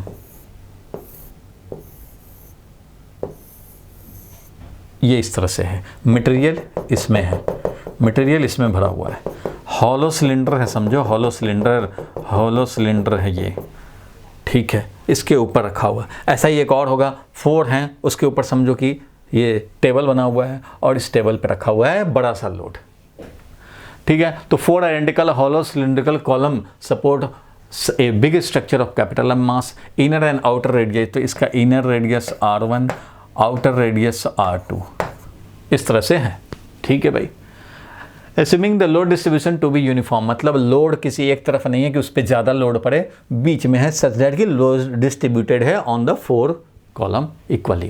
Assuming the load distribution to be uniform load distribution है, compressional strain in each column में compressional strain, ठीक है भैया। तो ये वाला लोड जो है, ये टोटल लोड वो तो mg है, अच्छा भाई टोटल लोड mg है, लेकिन ये 4 कॉलम ने इसको सपोर्ट किया। ये मान लो N1 लगाया, ये भी N1 लगाएगा, ये भी N1 लगाएगा और ये भी N1 लगाएगा, क्योंकि सब में इक्वल लोड है तो सब N1। तो 4N1 मिल करके, एक ने लगाया N1, 4N1 मिल करके mg है। इसका मतलब एक ने जो लगाया इस पे फोर्स वो कितना है भाई, तो mg/4 है।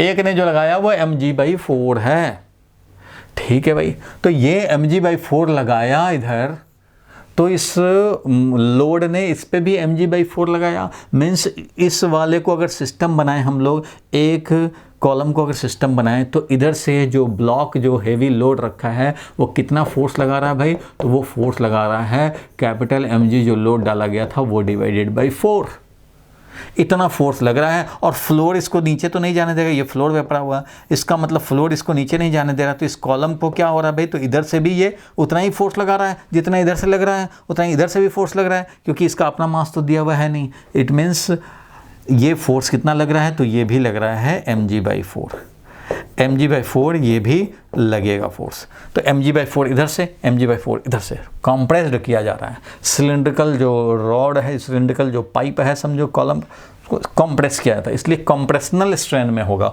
हो सकता है इसके लेंथ में स्लाइड डिक्रीमेंट हुआ हो, तो इट इज़ अंडर कंप्रेशन, सो इसमें कंप्रेशनल स्ट्रेन प्रोड्यूस होगा। याद होगा बताया था, टेंसाइल स्ट्रेन होता है, स्ट्रेस होता है, और कंप्रेशनल होता है। तो कंप्रेशनल का मतलब है कंप्रेस्ड कंडीशन में है ये। तो क्वेश्चन में यही यूनिफॉर्म डिस्ट्रीब्यूशन है लोड का, the compressional strain of each column. तो ईच कॉलम का कंप्रेशनल स्ट्रेन का मतलब है change in length upon original length.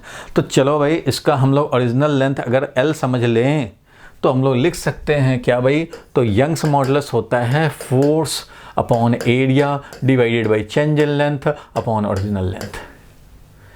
ऐसा होता है। हमें निकालना क्या है, कंप्रेशनल स्ट्रेन, मतलब ये डिनोमिनेटर ही निकालना है। तो ठीक है भैया, x/L यानी कि कंप्रेशनल स्ट्रेन, इसी को बोल रहे हैं हम लोग कंप्रेशनल स्ट्रेन। तो ये compressional strain is equal to क्या होगा, तो F upon A into Young's modulus, क्योंकि ये इधर आया, ये वाला इधर, तो F अपॉन ये, और F कितना था भाई, तो F तो mg/4 है, F कितना है, तो mg/4 है, तो mg/4 area of cross section और यंग्स मॉडुलस। अच्छा भाई, तो mg/4 Young's mod area of cross section कितना होगा, तो इस क्रॉस सेक्शन का एरिया जिसके थ्रू फोर्स पास हो रहा है वो क्रॉस सेक्शनल एरिया कितना है भाई, तो ये क्रॉस सेक्शनल एरिया जो है, ये जो क्रॉस सेक्शनल एरिया है वो कितना है, तो पाई r2 स्क्वायर, बड़ा वाला रेडियस पाई r2 स्क्वायर में से पाई r1 स्क्वायर निकाल दो, वही बनेगा ना क्रॉस सेक्शनल एरिया, तो पाई r1 स्क्वायर निकाल दो, तो ये मिल गया pi into r2 square minus r1 square, यही हो गया क्रॉस सेक्शनल एरिया भाई, बिल्कुल ठीक बात है। तो mg/4 यंग्स मॉडुलस और पाई r2 square minus r1 square, mg/4 पाई r2 square minus r1 square, r2 square ये r1 स्क्वायर माइनस ये 4 पाई r2 square minus r1 square, ये लिखा है, यंग्स मॉडुलस भी लिखा है, बिल्कुल ठीक है। तो ये वाला तुम्हारा यानी B option will be correct option. चारों कॉलम जो है कंप्रेशनल स्ट्रेन में है, एक पे कितना लग रहा है, mg/4 mg/4 mg/4 mg, एक पे कितना mg/4 mg/4 इधर से, तो mg/4 इधर फ्लोर भी लगाएगा, तो इसलिए जितना फोर्स लगाओगे उतना ऐसे ये भी फोर्स लगाएगा, और इस तरह से mg/4 फोर्स से ये कंप्रेस्ड है, इसलिए कंप्रेशनल स्ट्रेन कितना हुआ भाई, तो हम लोगों ने कैलकुलेट कर लिया, यही तो निकालना था, ये वैल्यू मिल गया। क्लियर है भाई, बोलो क्लियर है। तो इस तरह से कंप्रेशनल स्ट्रेन निकाल लिया, बाकी इसका सोल्यूशन हम लोग देखना चाहें तो ज़रूर देखेंगे। अच्छा, area of cross section of each column is pi r2 square minus pi r1 square, बिल्कुल, since each column support 1/4 of the load, 1/4 of the load, तो mg/4 हो गया। कंप्रेशनल स्ट्रेन क्या हो जाएगा, F अपॉन AL, वही हम लोग को भी आया था, F upon AY, F upon AY, F upon AY, F का वैल्यू डाला, A का वैल्यू डाला, और इस तरह से हम लोगों ने कैलकुलेट कर लिया। ठीक है भाई, आगे बढ़ते हैं हम लोग, नेक्स्ट क्वेश्चन पे चलते हैं। किया कुछ नहीं, क्वेश्चन को समझ लिया तो सारा बात अपने आप माइंड सिग्नल देने लगता है, क्वेश्चन समझना ही तो मेन प्रॉब्लम है। चलो आगे बढ़ते हैं हम लोग, नेक्स्ट क्वेश्चन में आ जाए। चलो भाई, इस क्वेश्चन को ट्राई किया जाए, ये तो बहुत ज़्यादा ट्रिकी तो है नहीं, इसको जरा ट्राई कर लो।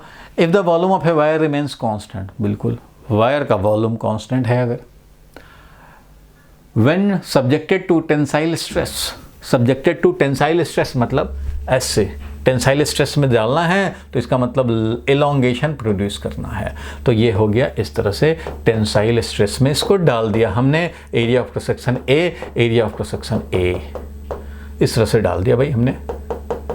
ठीक है भाई, ऐसे कर दिया, मतलब ओरिजिनल कुछ और था, ओरिजिनल मान लो ऐसे था, ओरिजिनल अगर ऐसे था तो अब ये ऐसे चेंज इन लेंथ इसमें कुछ आ गया, तो subjected to a tensile stress the value of uh Poisson's ratio in the material of the wire क्या होगा, इसमें पॉइजन्स रेशियो का वैल्यू निकालना है। तो पॉइजन्स रेशियो क्या होता था, याद होगा, लेटरल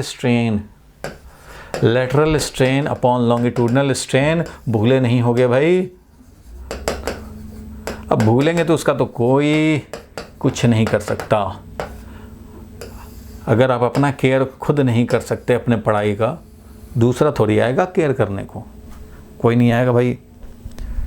तो lateral strain upon longitudinal strain, so length में अगर इलोंगेशन हुआ है तो रेडियस में जरूर डिक्रीमेंट हुआ होगा। पॉइजन्स रेशियो के दिन बताया था मैंने, पॉइजन्स रेशियो जो होता है लेटरल स्ट्रेन का मतलब है change in radius upon original radius, longitudinal strain का मतलब है change in length upon original length, और क्योंकि लेंथ में इंक्रीमेंट यानी डेल्टा एल पॉजिटिव तो ये होगा नेगेटिव, इसलिए ओवरऑल पॉइजन्स रेशियो को पॉजिटिव करने के लिए हमें माइनस लगाने पड़ते हैं, बिल्कुल लगाने पड़ते हैं भाई, क्योंकि कंप्रेस करोगे तो रेडियस इंक्रीज होगा तो लेंथ डिक्रीज होगा, लेंथ बढ़ाओगे तो लेंथ इंक्रीमेंट, रेडियस में डिक्रीमेंट, क्योंकि volume is to remain constant, volume constant रहने हैं।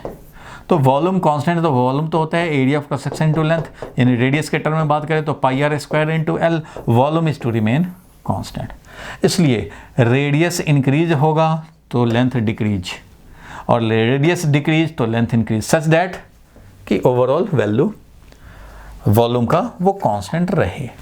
तो यही हमें वैल्यू निकालने हैं।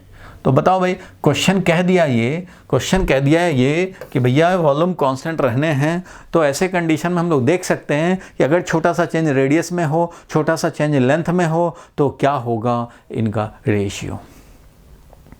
तो याद होगा हम लोगों ने पढ़ा था एरर में, error chapter unit and dimension में था कि अगर कोई फॉर्मूला है हमारा volume is equal to pi are square into L, ठीक है, तो अगर छोटा सा इसमें चेंज हो जाए 1% का, 2% का, इसमें चेंज हो जाए 1%, 2% का, तो इसमें क्या चेंज होता है वो आपको पता है, एरर फॉर्मूला से निकाल लेते हो।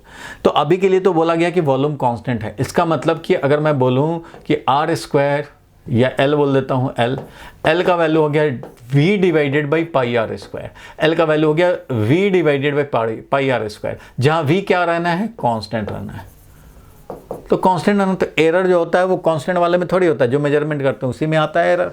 तो चलो भाई, कोई भी वेरिएशन हुआ ड्यू टू कंप्रेशन या ड्यू टू इलोंगेशन, किसी भी रीजन से स्लाइड चेंज हुआ रेडियस में, तो उसका कितना चेंज होगा लेंथ में। तो यहाँ मैं डायरेक्टली एरर फॉर्मूला से बोल सकता हूँ, निकाल सकता हूँ। एरर फॉर्मूला से डायरेक्ट हम लोग निकाल सकते हैं क्या भाई, तो एरर फॉर्मूला से निकाल सकते हैं कि फ्रैक्शनल चेंज इन लेंथ, याद होगा एरर फॉर्मूला कहता था fractional change in length will be equal to 2 times, क्योंकि ये है कांस्टेंट, ये है कांस्टेंट और ये है आर स्क्वायर, तो न्यूमरेटर में आर स्क्वायर हो या डिनोमिनेटर में 2 times fractional change in radius, ऐसा होगा। हाँ, ये ज़रूर है कि ये डिनोमिनेटर में है, इसलिए आर में इंक्रीमेंट मतलब लेंथ में डिक्रीमेंट, आर में डिनोमिनेटर में है भाई, तो आर में इंक्रीमेंट होगा तो लेंथ में डिक्रीमेंट होगा। But fractional change in length will B 2 times fractional change in radius. ये तो होगा भाई, जब वॉल्यूम फिक्स्ड है तो इसका मतलब यही हुआ कि length is equal to volume divided by pi are square. और इससे हमें पता लग रहा है परसेंटेज चेंज इन लेंथ बोले तो 2 times percentage change in radius, fractional change in length is equal to 2 times fractional change in radius होना है। इसलिए मैं यहाँ लिख सकता हूँ Poisson's ratio is equal to minus, sign तो बताता है भाई एक का इंक्रीमेंट है तो दूसरे का डिक्रीमेंट, तो अगर मैं यहाँ पे डेल्टा आर अपॉन आर लिखूँ, ये तो लिखा, लेकिन फ्रैक्शनल चेंज इन लेंथ कितना होगा भाई, तो 2 times delta R upon R होगा। लेकिन रेडियस में अगर इंक्रीमेंट हुआ है तो लेंथ में डिक्रीमेंट होगा, तो इसलिए मैं माइनस लगा सकता हूँ।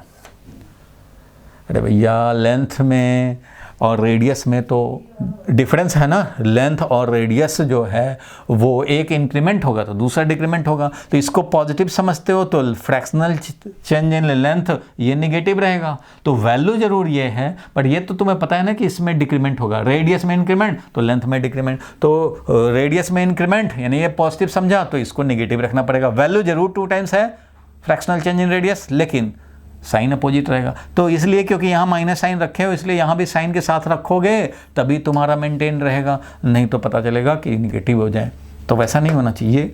पॉइजन्स रेशियो क्या मिल जाएगा भाई, तो इससे मिल जाएगा फ्रैक्शनल कैंसिल हो जाएगा, माइनस माइनस भी कैंसिल, 1/2, तो आंसर हो गया 1/2 यानी कि 0.5। So Poisson's ratio is 0.5। Poisson's ratio का वैल्यू यहाँ पे क्या आ गया, 0.5। बिल्कुल भाई 0.5 आ गया। इस तरह से हम लोग काम कर सकते हैं। सिंपल सी बात थी, वॉल्यूम को कांस्टेंट रखना है, इसलिए रेडियस में इंक्रीमेंट करोगे तो लेंथ में डिक्रीमेंट होगा, लेंथ में इंक्रीमेंट करोगे तो रेडियस में डिक्रीमेंट होगा, मीन्स दोनों का साइन डिफरेंट होगा। तो सिर्फ वैल्यू वाइज अगर बोल रहे हैं तो ये है, लेकिन आपको पता है डिनोमिनेटर में देख के कि एक में इंक्रीमेंट है तो दूसरे में डिक्रीमेंट है, इसलिए अगर विद साइन लिखना होगा तो मैं यही लिखूंगा कि fractional change in length is equal to minus of 2 times fractional change in radius, तभी तो ये पॉजिटिव होगा। अगर फ्रैक्शनल चेंज इन रेडियस तो ये निगेटिव मतलब डिक्रीमेंट। तो इसलिए आपको पता है न्यूमरेटर डिनोमिनेटर में देख करके आप बता सकते हो कि एक का इंक्रीमेंट होने से दूसरे का डिक्रीमेंट हो रहा है, और साइन के साथ भी दिखा सकते हैं। तो minus of fractional change in radius, fractional change in length, और फ्रैक्शनल चेंज इन लेंथ का वैल्यू तो होता है 2 times fractional change in radius, fractional change in length का वैल्यू होता है 2 times fractional change in radius, but ये positive तो इसको रखना है निगेटिव, इसलिए माइनस रखा और ये कैंसिल। तो इस तरह से हमें मिल जाएगा पॉइजन्स रेशियो का value 0.5, 1/2 means 0.5।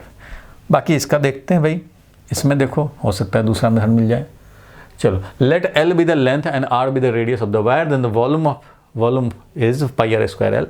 Differentiating both side we get delta V equal to, differentiate किए हैं ऐसे ऐसे ऐसे, pi into 2r delta r L और pi are square delta L. As the volume of the wire remains unchange, so delta V zero, तो delta V zero कर दिया, ये मिल गया। और इस तरह से हमें मिल गया fractional change in radius, fractional change in length minus half. Fractional change in radius और फ्रैक्शनल चेंज इन लेंथ का रेशियो क्या मिला, माइनस हाफ। तो Poisson's ratio lateral strain upon longitudinal strain, और ये मिल गया हमें minus of this, minus of minus half means half. ठीक है, तो रिप्रेजेंटेशन थोड़ा इधर उधर है अपने वाले से, लेकिन ओवरऑल काम वही है। तो इस तरह से हमें वॉल्यूम कांस्टेंट रखना था, तो वॉल्यूम को कांस्टेंट ट्रीट करके fractional change in radius is equal to 2 times fractional change in radius, fractional change in length is equal to 2 times fractional change in radius.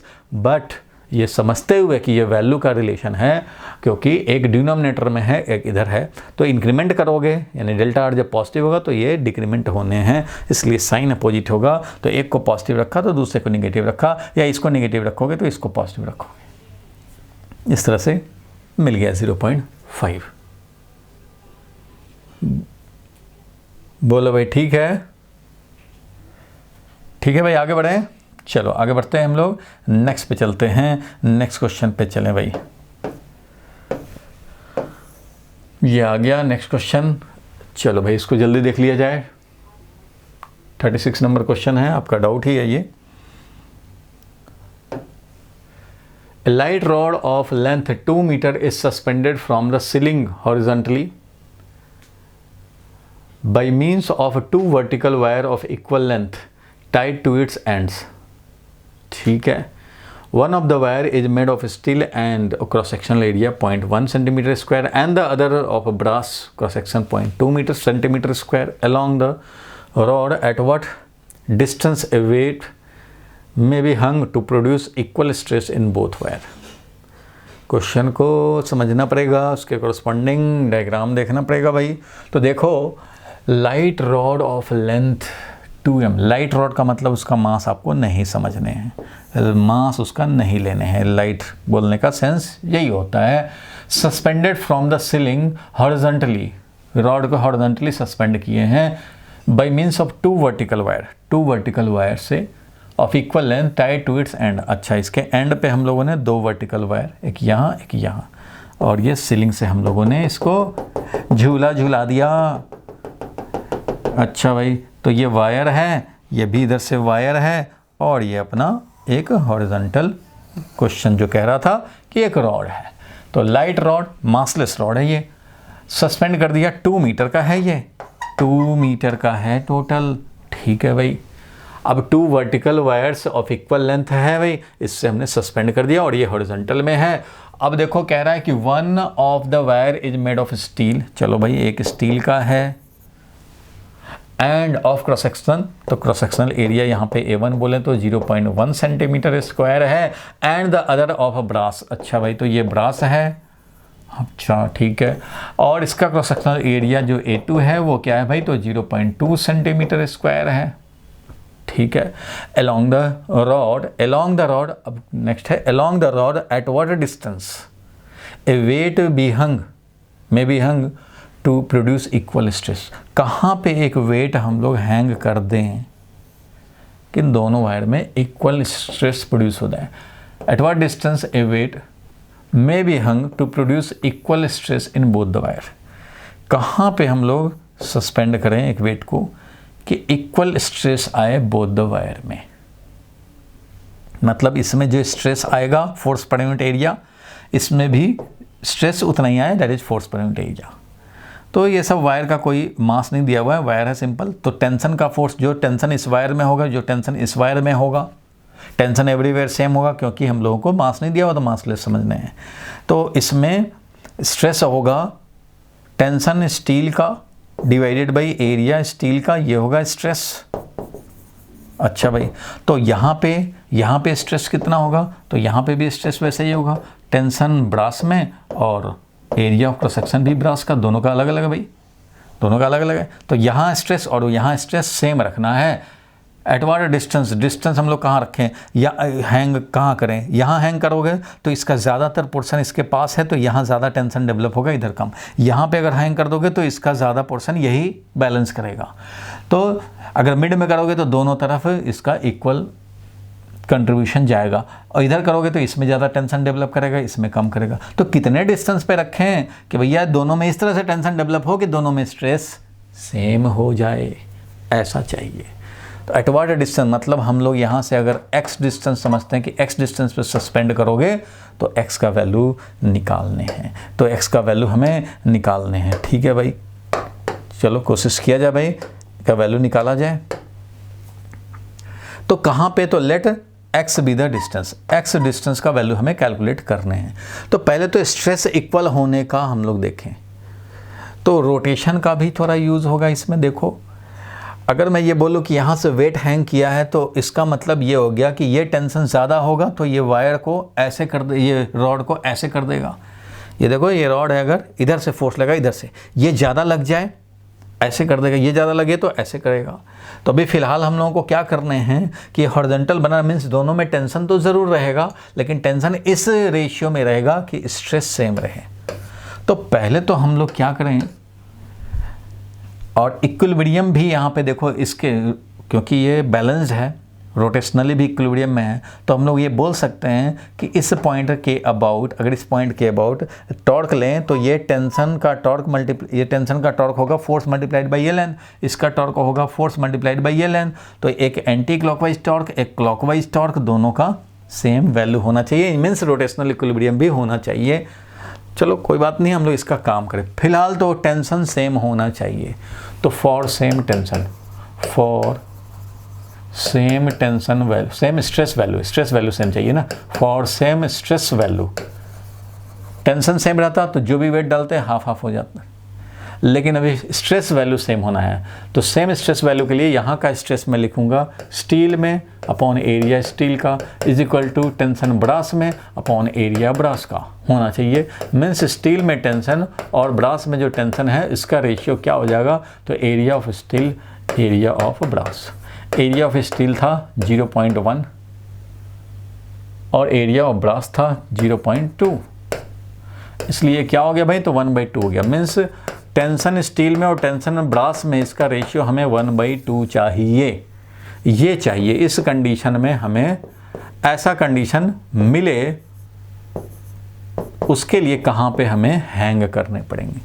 तो भैया जहाँ भी हैंग करोगे तो ये वाला जो भी टेंशन होगा वो कुछ भी टॉर्क प्रोड्यूस नहीं करेगा, क्योंकि इसी के अबाउट अगर मैं टॉर्क निकालूँ तो ये तो यहीं से पास करेगा, तो इसका कोई टॉर्क नहीं होगा, इसका होगा टॉर्क। तो यहाँ पे मैं ये भी लिख सकता हूँ, also the rod, the horizontal rod, also the horizontal rod is in rotational equilibrium, rotational equilibrium में है। It means torque due to tension of steel is equal to torque due to tension, torque due to tension in brass, क्योंकि यही तो है दो। या बोल सकते हैं anti clockwise torque is equal to clockwise torque. अगर मैं स्टील की बात करूं तो स्टील वाला अगर ये लिया है हमने स्टील, तो स्टील का टॉर्क बनेगा क्लॉकवाइज, क्योंकि ये ऐसे रॉड को ऐसे घुमाना चाहता है क्लॉकवाइज। तो ये है समझो क्लॉकवाइज, और ये हो गया एंटी क्लॉकवाइज टॉर्क। ठीक है, तो इसका टॉर्क होगा tension in steel multiplied by इसके अबाउट, सब टॉर्क किसके about, about P, torque about P. ये सारे टॉर्क निकालेंगे torque about P, such that कि इस वेट, क्योंकि वेट का वैल्यू तो दिया है नहीं, इसलिए मैं चाह के भी वेट का हम लोग टॉर्क नहीं निकाल। अगर इसके अबाउट टॉर्क निकल लोगे तो इसका तो 0 हो जाएगा टॉर्क, लेकिन इसका आएगा, इसका आएगा। तो इसका तो वैल्यू ही नहीं पता हमें, क्योंकि मास तो दिया हुआ है नहीं कितना वेट हैंग किया। इसलिए चालाकी इसमें है कि इसके अबाउट निकालो टॉर्क, तो इसके अबाउट निकालोगे तो इसका अपना टॉर्क ज़रूरत नहीं पड़ेगी, इसका टॉर्क, हमें इन्हीं दोनों में तो रिलेशन चाहिए। सो इसलिए लिखेंगे T steel into X is equal to इधर वाले का टी ब्रास इंटू ये क्या हो गया, तो टोटल 2 में से x निकल जाएगा, तो ये लेंथ है 2 - x। तो हम लोग लिखेंगे tension in the brass into 2 minus X, tension in the brass into 2 minus X, और ये है tension in steel into X, ये है टेंशन इन स्टील, ये है टेंशन इन द ब्रास। ये इट मीन्स यहाँ पे जो निकाला है T S upon T B, तो यहाँ पे निकालते हैं T S upon T B. T S upon T B का वैल्यू हो जाएगा 2 minus x divided by x. लेकिन तुम्हें पता है कि हमें सेम स्ट्रेस मेंटेन करना है, तो सेम स्ट्रेस के लिए तो ये होना चाहिए, हाफ होना चाहिए रेशियो। इसलिए फॉर सेम स्ट्रेस मैं बोल सकता हूँ भाई, फॉर सेम स्ट्रेस के लिए हमें क्या होना चाहिए, तो ये वाला रेशियो शुड बी हाफ, जो कि उधर इक्वेशन 1 में हम लोगों ने बना रखा है, तो हमें तो भाई ये हाफ होना चाहिए। It means 2 minus x divided by x जो आया है वो हाफ होना चाहिए। हमें एक्स का ही तो वैल्यू निकालने हैं, तो ये जो आया है वो हाफ होना चाहिए, क्योंकि ये जो आया है T S upon T B, इसका वैल्यू हाफ होना चाहिए, तो इसका वैल्यू मैंने हाफ लिखा, तो ये क्या हो गया भाई, तो 2 by X minus 1 is equal to half. इसलिए मैं बोल सकता हूँ कि 2 by X is equal to 1 plus half, यानी कि 3/2। इसलिए x का वैल्यू हो जाएगा 4/3। अगर कैलकुलेशन मिस्टेक ना हो, 2 minus x divided by x half हो गया, क्रॉस मल्टीप्लिकेशन कर दोगे तब भी निकाल सकते हो, और ऐसे भी निकाल सकते हो। 2 by X minus 1 is equal to half, तो 2 by X is equal to 3/2, तो x का वैल्यू हो गया 4/3, x का वैल्यू हो गया 4/3, x का वैल्यू आ गया 4/3। ठीक है, x का वैल्यू 4/3 है। अगर क्रॉस मल्टीप्लिकेशन से भी सॉल्व करोगे आंसर तो भाई उतना ही आना है। क्रॉस मल्टीप्लिकेशन करेंगे तो 4 minus 4x, 4 minus 2x, 4 minus 2x is equal to x, is equal to X. इसलिए 4 इज इक्वल टू 3x हो गया, और x का वैल्यू 4/3, तो बिल्कुल ठीक है भाई, 4/3 इसका हो गया आंसर। इट मीन्स तुम्हें 4/3 पे, 4/3 मीटर पे इसको हैंग करने पड़ेंगे। x का वैल्यू आ गया 4/3, तो 4/3 पे इसको हैंग करने पड़ेंगे। कैसे निकाला, तो भैया सेम स्ट्रेस होने के लिए ये कंडीशन है, इसका स्ट्रेस उसका स्ट्रेस, दोनों का स्ट्रेस सेम कर दिया हमने। इससे पता लगा कि भैया टेंशन रेशियो चाहिए हाफ, क्योंकि एरिया ऑफ क्रॉस सेक्शन जैसे दिया हुआ था उस हिसाब से हाफ चाहिए टेंशन रेशियो हाफ चाहिए। तो लेकिन ये रोटेशनल इक्विलिब्रियम में भी तो है, तो इसलिए हम लोग टेंशन में एक और रिलेशन चाहिए। एक और रिलेशन कहाँ से लिखेंगे भाई, m तो दिया हुआ है नहीं कि कितना मास है, m अननोन है, इसलिए हम लोग ऐसा रोटेशनल इक्विलिब्रियम के लिए लिख सकते हैं। अगर मास का वैल्यू दिया हुआ होता तो हम लोग ऐसे भी लिख सकते थे कि कितना मास हैंग किए हैं, mg is equal to T1 plus T2, ऐसा भी लिख सकते थे एक रिलेशन।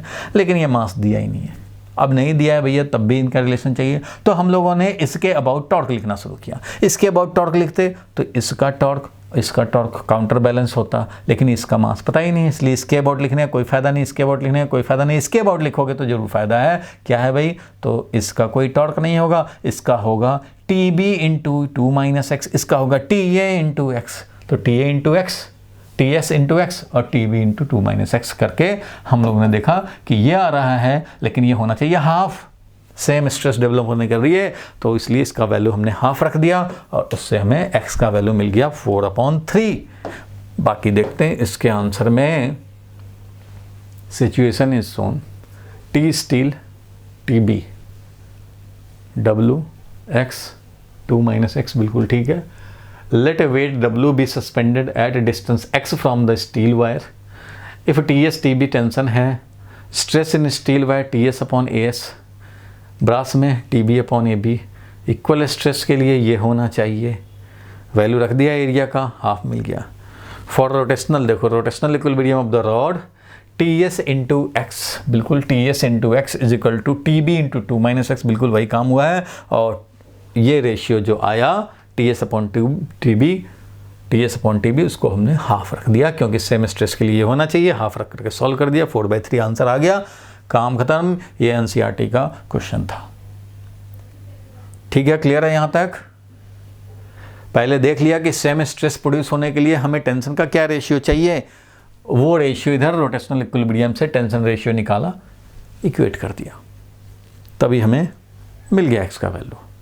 ऐसा ही एक और क्वेश्चन है NCERT में, जो इसके बाद का क्वेश्चन भी हमने लिया हुआ है, क्योंकि एक बच्चे ने डाउट दिया था, मैंने दूसरा भी डाउट रख दिया। इसके नेक्स्ट वाला देखो, इन क्वेश्चन नंबर 36 जो ऊपर था, at what distance a weight may be hung, अब कितने डिस्टेंस पे हंग करें along the rod in order to produce equal strain in both the wire, दोनों वायर में इक्वल स्ट्रेन प्रोड्यूस हो जाए, उसके लिए कितने डिस्टेंस पे रखा जाए, ये निकाल लें। तो चलो भैया ये निकालो। तो काम क्या करेंगे, तो अब सेम स्ट्रेन करने हैं। अब जरा ध्यान दो, मैं इसी पे दिखा देता हूँ, अब हमें सेम स्ट्रेस के बदले में सेम स्ट्रेन चाहिए। अच्छा भाई, तो स्ट्रेन, तो फॉर सेम स्ट्रेन, तो पहले स्ट्रेन निकाल तो ले। स्ट्रेन होता क्या भाई, तो स्ट्रेन है यंग्स मॉडुलस, दोनों वायर के लिए जब लिखेंगे तो Young's modulus is equal to stress upon strain. Stress बोले तो टेंशन अपॉन एरिया, और ये स्ट्रेन को हम लोग क्यों इतना लिखने जाए, सीधा स्ट्रेन ही रखते हैं। तो स्ट्रेन क्या मिला भाई, तो स्ट्रेन का वैल्यू मिला, strain is equal to T divided by A और वाई, ये हुआ स्ट्रेन। किसी भी वायर में स्ट्रेन क्या होगा भाई, तो उसमें कितना टेंशन है, स्ट्रेचिंग है, और area of cross section Young's modulus, ये है स्ट्रेन। स्ट्रेन इधर आया और यंग्स मॉडुलस नीचे चला आया, टी अपॉन ए और यंग्स मॉडुलस। सो स्ट्रेन का मतलब है कि सेम स्ट्रेन अगर दोनों में चाहिए तो मैं लिख सकता हूँ कि अगर स्टील वाले की बात कर रहे हैं तो tension in the steel, area in the steel, Young's modulus of the steel, this should be equal to. Strain इधर का देखें तो टेंशन ब्रास का, तो ब्रास वाले का, उधर वाले का टेंशन, तो T B, area of brass, Young's modulus of brass, ऐसा लिखने पड़ेंगे। ठीक है भाई, तो इसके लिए सेम स्ट्रेन होने के लिए ये होना चाहिए, ये एक का स्ट्रेन है, ये दूसरे का स्ट्रेन है, दोनों इक्वेट कर दिया।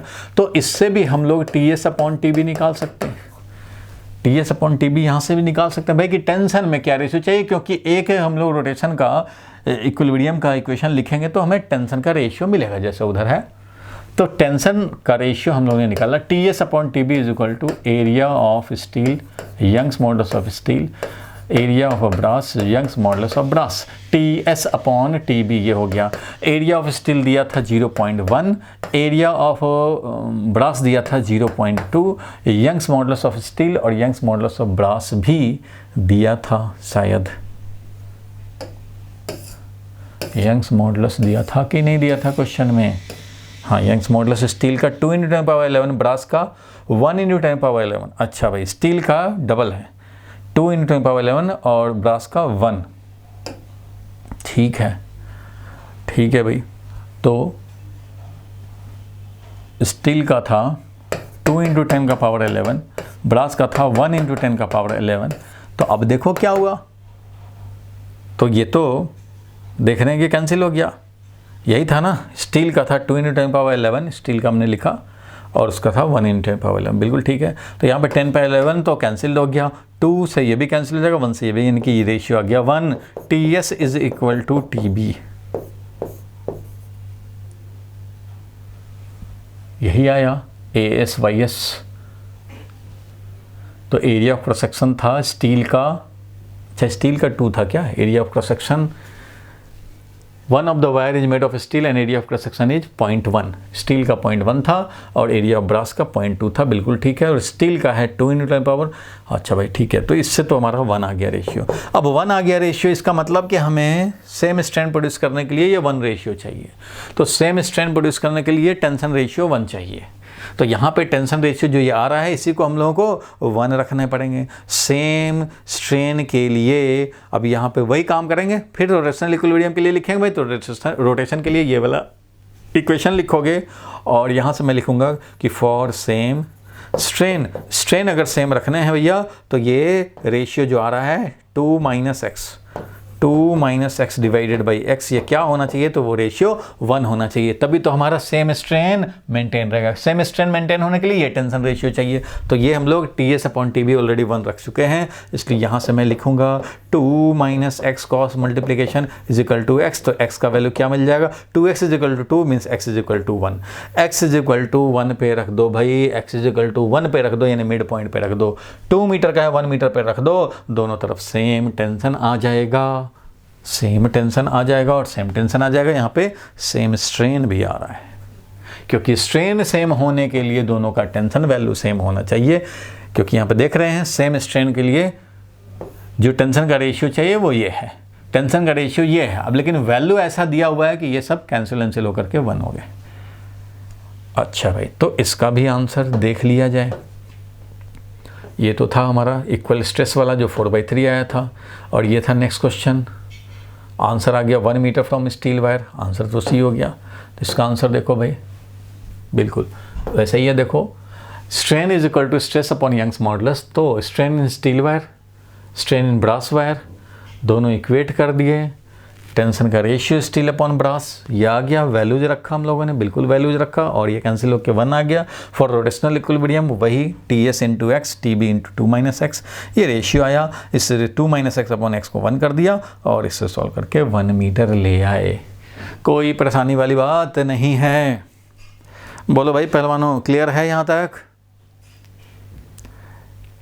टेंशन का रेशियो निकालना था, टेंशन का रेशियो निकाल लिया। सेम स्ट्रेस के लिए चाहिए तो सेम स्ट्रेस करके टेंशन रेशियो निकाल लो, सेम स्ट्रेन चाहिए तो सेम स्ट्रेन होने के लिए टेंशन निकाल लो रेशियो। तो टेंशन रेशियो जैसे ही निकालोगे, फिर इक्विलिब्रियम में जो टेंशन रेशियो लिखे हैं इसका वैल्यू जो चाहिए वो रख लो। सेम स्ट्रेन चाहिए 1 रखने पड़ेंगे टेंशन रेशियो, सेम स्ट्रेस चाहिए था तो उसके लिए जो चाहिए था वो रख दिया, हाफ चाहिए था हाफ रख दिया। इस तरह से हम लोग इसको सॉल्व कर सकते हैं। बोलो भाई क्लियर है? बोलो भाई पहलवानों, क्लियर है? कोई डाउट है तो बता दो। NCERT का क्वेश्चन था ये, डाउट कहाँ है बताओ? डाउट बोलो भाई, डाउट जल्दी से डाउट बता दो। अनुष्का, भव्या, जितेश, मयंक, बोलो भाई। नेहा, शमीर, स्निग्धा, ठीक है। अच्छा, डाउट नहीं है तो ठीक है भाई, माइंड में अच्छे से सेट हो गए। तो आगे बढ़ते हैं, एक और क्वेश्चन देख लेते हैं भाई। एक और क्वेश्चन देखा जाए। Stone of mass m is tied to one end of the wire of length l। एक स्टोन को हमने टाई कर दिया, ठीक है भाई, एक एंड से, one end of the wire of length l, ठीक है भाई। The diameter of the wire is d and it is suspended vertically. Suspend कर दिया वर्टिकली, और इसमें हम लोगों ने एक स्टोन को टाई कर दिया है भाई। Stone is now rotated in horizontal plane. Horizontal plane में इसको रोटेट कराए जा रहे हैं। Makes an angle theta with the vertical. तो भैया स्टोन का तो एक एंड हमारा स्ट्रिंग का फिक्स्ड है और दूसरे एंड पे स्टोन है, और इसको स्टोन को बोला गया कि ये हॉरिजॉन्टल सर्कल में रोटेट करा रहे हैं, हॉरिजॉन्टल प्लेन में रोटेट करा रहे हैं। Makes an angle theta with the vertical. ये वर्टिकल डायरेक्शन से ये थीटा एंगल पे है, इस तरह से विद द वर्टिकल, ठीक है। If Young's modulus of the wire is Y, इस यंग्स मॉडुलस इसका वाई है, then the increase in the length of the wire, इस वायर के लेंथ में इंक्रीमेंट कितना होगा वो निकालने हैं, ठीक है भाई। इंक्रीमेंट इसमें निकालना है, मीन्स ये जो लेंथ है वो original length l plus x हो चुका है, तो x चाहिए, ये निकालने, ठीक है भाई। तो कैसे निकालेंगे? तो ये तो हॉरिजॉन्टल प्लेन में मूव कर रहा है, हॉरिजॉन्टल प्लेन में रोटेट कर रहा है, इस तरह से अपना चल रहा होगा, टेंशन बेचारा डेवलप्ड होता रहता हो। तो ये टेंशन किसी मोमेंट पे अगर हम लोग पकड़ लें इस बॉब को यानी स्टोन को, तो इस पे फोर्स लग रहा है, इसका वेट फोर्स mg, इधर से लग रहा है टेंशन भाई, और ये थीटा एंगल है वर्टिकल से, इसका मतलब वर्टिकल से ये थीटा एंगल पे है, बिल्कुल ठीक बात है भाई। अब इसके बाद और क्या कर सकते हैं इसमें? तो इसमें कर तो ये सकते हैं भाई कि इस टेंशन का ही तो दो कंपोनेंट होंगे, एक हो गया टेंशन का कॉस थीटा, क्योंकि ये थीटा है ये थीटा है, तो टेंशन का कॉस थीटा है जो वेट को काउंटर बैलेंस कर रहा है, और टेंशन का साइन थीटा है वही सर्कुलर मोशन में सेंट्रीपिटल फोर्स प्रोवाइड कर रहा होगा। हम लोग को निकालना क्या है? Increase in the length of wire. तो जब तक टेंशन नहीं पता लगेगा वो कैसे हम लोग निकाल पाएंगे इंक्रीज इन लेंथ? तो टेंशन तो चाहिए हमें, टेंशन चाहिए, ठीक है भाई। तो मैं यहाँ पे अगर मैं लिखूँ इक्वेशन कि टी कॉस थीटा इक्विलिब्रियम में, भाई वर्टिकल इक्विलिब्रियम के लिए लिखेंगे तो T cos theta is equal to weight force, T cos theta is equal to weight force and T sin theta is providing centripetal force यानी कि mv square upon r। और ये r का वैल्यू क्या होगा, ये रेडियस का वैल्यू क्या होगा, तो ये तो ऐसे है, वर्टिकल लाइन एंगल थीटा पे है ये स्टोन और ये है इसका सर्कल। तो इस r का वैल्यू क्या होगा, तो r का वैल्यू ये होगा भाई कि ये l है, ऐसे समझे, ये l है, ये l प्लस x है, but x is very very small, इसलिए थीटा कैलकुलेशन करने के लिए मैं इसको l ही रखूँगा। तो ये l है और ये r निकालना चाहते हैं, तो ये और ये तो साइन थीटा लिखने पड़ेंगे, साइन थीटा लिखने पड़ेंगे। तो साइन थीटा का वैल्यू कितना हो जाएगा, तो साइन थीटा का वैल्यू हो जाएगा r upon l, r upon l। तो यहाँ से r का वैल्यू जो मिलेगा वो मिलेगा हमें l साइन थीटा। तो मैं लिखूँगा r का value n sine theta means t sine theta is equal to mv square divided by r का वैल्यू लिखूँगा मैं l साइन थीटा। ठीक है भाई, ये एक इक्वेशन मिला, ये एक इक्वेशन मिला, t cos theta is equal to mg, ये दो इक्वेशन मिला है। और इससे हम लोग चाहे तो टेंशन का वैल्यू लिख सकते हैं। हमें निकालना क्या है, Young's modulus of the wire is y, then increase in the length of the wire is, increase in the length of the wire। तो ठीक है, मैं अगर यंग्स मॉडुलस का एक्सप्रेशन लिखना चाहूँ इसमें, तो Young's modulus will be equal to tension force per unit area stress और change in length upon original length strain, ये लिखूँगा। तो वहाँ पे टेंशन है, तो टेंशन का वैल्यू हम लोग यहाँ से अगर निकालें तो टेंशन इज इक्वल टू, यानी फोर्स इज इक्वल टू, पता ही है तुम्हें कि Y A upon L, Y A upon L into X, ये है अपना टेंशन का वैल्यू, ये इसमें टेंशन का वैल्यू है। तो 1 2 ठीक है, v का वैल्यू दिया नहीं है, v का वैल्यू नहीं दिया है, v का कोई मतलब नहीं है यहाँ पे, तो ओमेगा का भी नहीं है, कुछ दिया नहीं है कितनी स्पीड से। Now rotated in horizontal plane and makes angle theta with the vertical.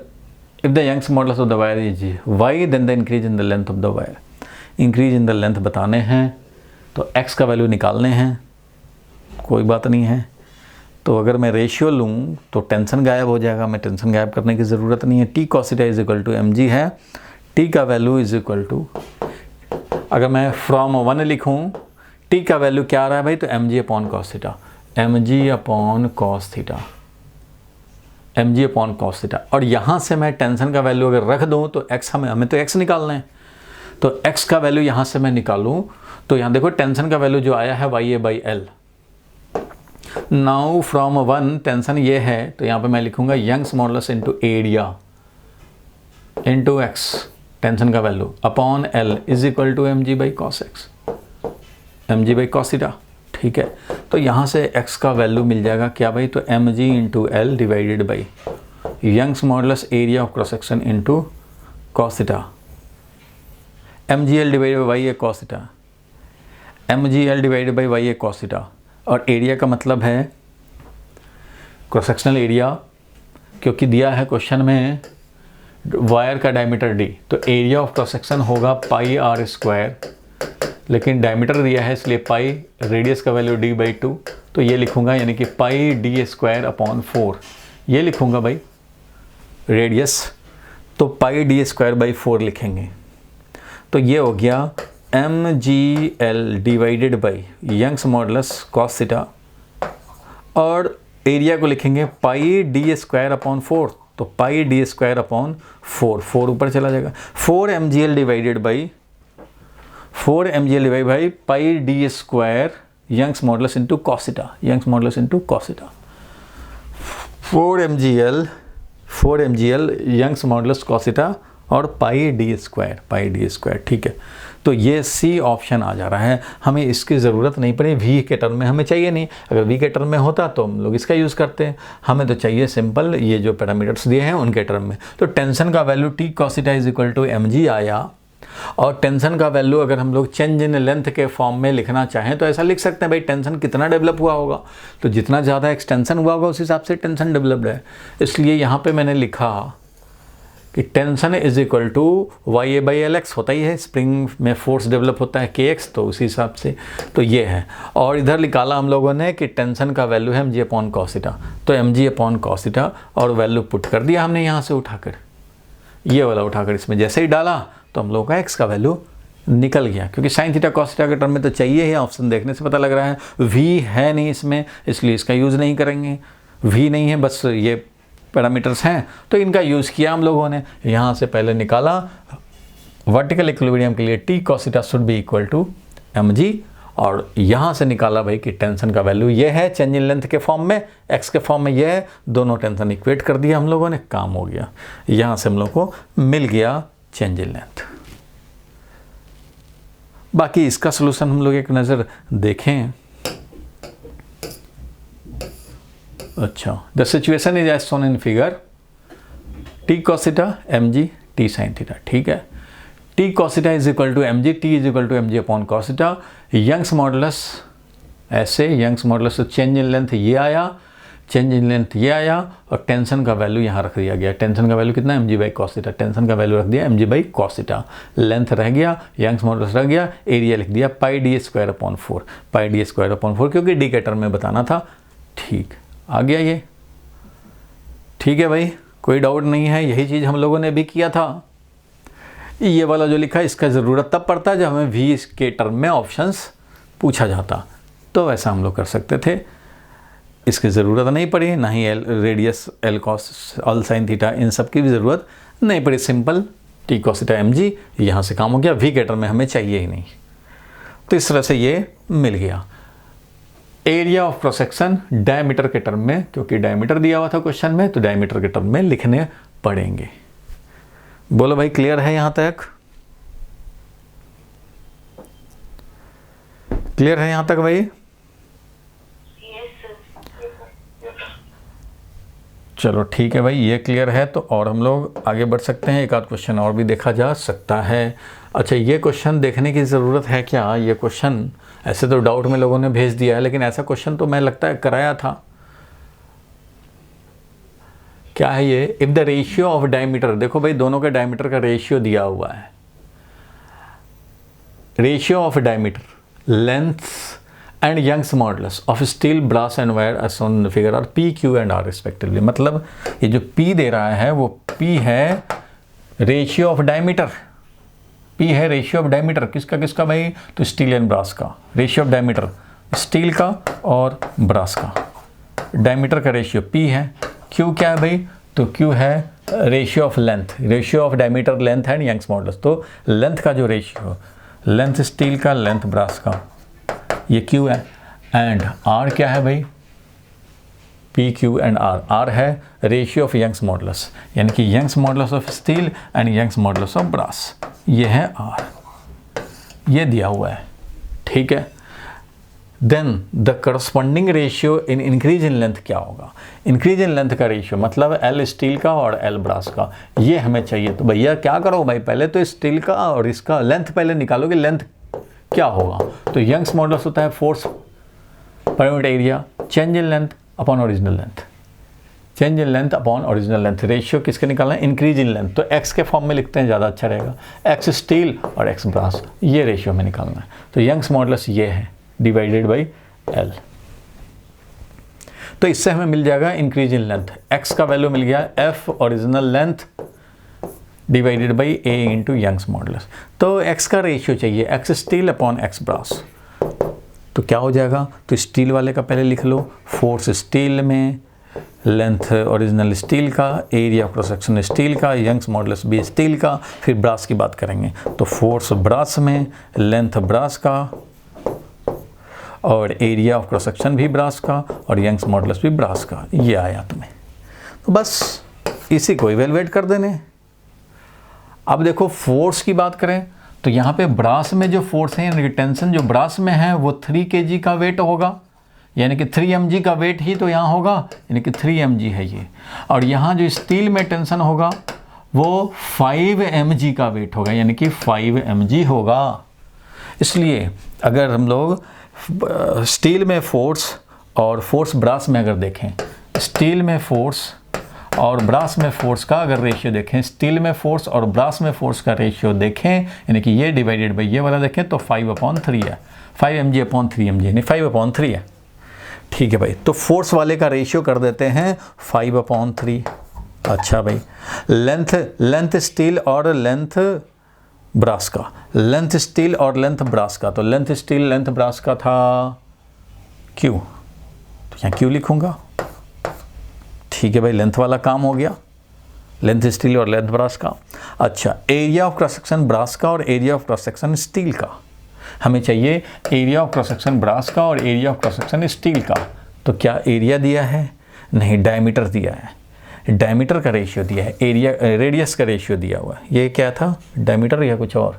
Diameter, और वो था यंग्स मॉडुलस। तो ठीक है भाई, डायमीटर का, तो डायमीटर के लिए हम लोग लिखेंगे तो पाई डी स्क्वायर, तो पाई डी ब्रास का स्क्वायर अपॉन 4, पाई डी स्क्वायर अपॉन 4 होता है भाई, रेडियस स्क्वायर मतलब पाई डी स्क्वायर अपॉन 4, तो ये भी हो जाएगा पाई डी स्टील का स्क्वायर अपॉन 4, तो पाई/4 कैंसिल है, यानी कि area of brass upon area of steel का रेशियो अगर लिखना होगा तो area of brass upon area of steel का रेशियो होगा डायमीटर ऑफ ब्रास का और डायमीटर ऑफ स्टील का स्क्वायर।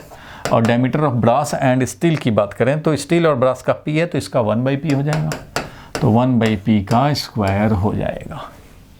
एरिया ऑफ ब्रास और एरिया ऑफ स्टील, तो area of brass upon area of steel है, तो एरिया ऑफ ब्रास और एरिया ऑफ स्टील को हम लोग लिखेंगे 1/P का होल स्क्वायर, 1/P का होल स्क्वायर। और यंग्स मॉडुलस B और यंग्स मॉडुलस A का, यंग्स मॉडुलस B और यंग्स मॉडुलस A का, तो YS अपॉन YB है, YS अपॉन, हमें तो वो चाहिए Young's modulus B upon Young's modulus steel का, तो YB अपॉन YS 1/R हो जाएगा। अच्छा भाई, तो ये 1/R हो जाएगा। ठीक है भाई, और इस तरह से मिल गया हमें कितना, तो 5Q divided by 3P²R, 5Q divided by 5Q divided by 3P²R, 3P²R, ये हो जाएगा आंसर। बोलो भाई, क्लियर है यहाँ तक? बोलो भाई, क्लियर है? जो दिया था डायमीटर का रेशियो वो दिखा, जो लेंथ का रेशियो दिया था वो लिख लिया, और जो यंग्स मॉडुलस का रेशियो लिखा था वो लिख दिया। एरिया का यहाँ पे भी रेशियो यूज़ करना था, तो एरिया का भाई अलग से निकाल लिया, क्योंकि एरिया का डायरेक्ट नहीं पता था, हमें डायमीटर का पता था, इसलिए हम लोग डायमीटर के हिसाब से निकाल लिया ये रेशियो भी पुट किया यहाँ पे। इस तरह से सबका काउंटिंग कर लिया, कोई छूटना नहीं चाहिए, सबके काउंटिंग कर लिए, तो इस तरह से हमें आंसर मिल जाएगा। मैं इस PDF को आपको भेज रहा हूँ आज, इसमें 2-4 क्वेश्चन और रह गए होंगे, तो उसको नेक्स्ट क्लास में हम लोग कवर कर लेंगे। ये तो पहले निकाल लिया गया 5Q/3P²R। कुछ और क्वेश्चंस जो 2-4 क्वेश्चन रह गए हैं, ये मैं PDF भेज दे रहा हूँ, इसको आप ट्राई कर लेना नेक्स्ट क्लास में, यानी कि जो फ्राइडे का क्लास है या वेंसडे का क्लास, जो भी होगा नेक्स्ट क्लास में मैं इन 3-4 क्वेश्चंस को डिस्कस करके और फ्लूइड से स्टार्ट करूँगा। चैप्टर 10 वेरी वेरी इंपॉर्टेंट है, और चैप्टर 10 में सबसे पहले Pascal's law, pressure in liquid, ये हमें देखना पड़ेगा। ठीक है, तो आप घर पे ज़रा जम के मेहनत करें भाई।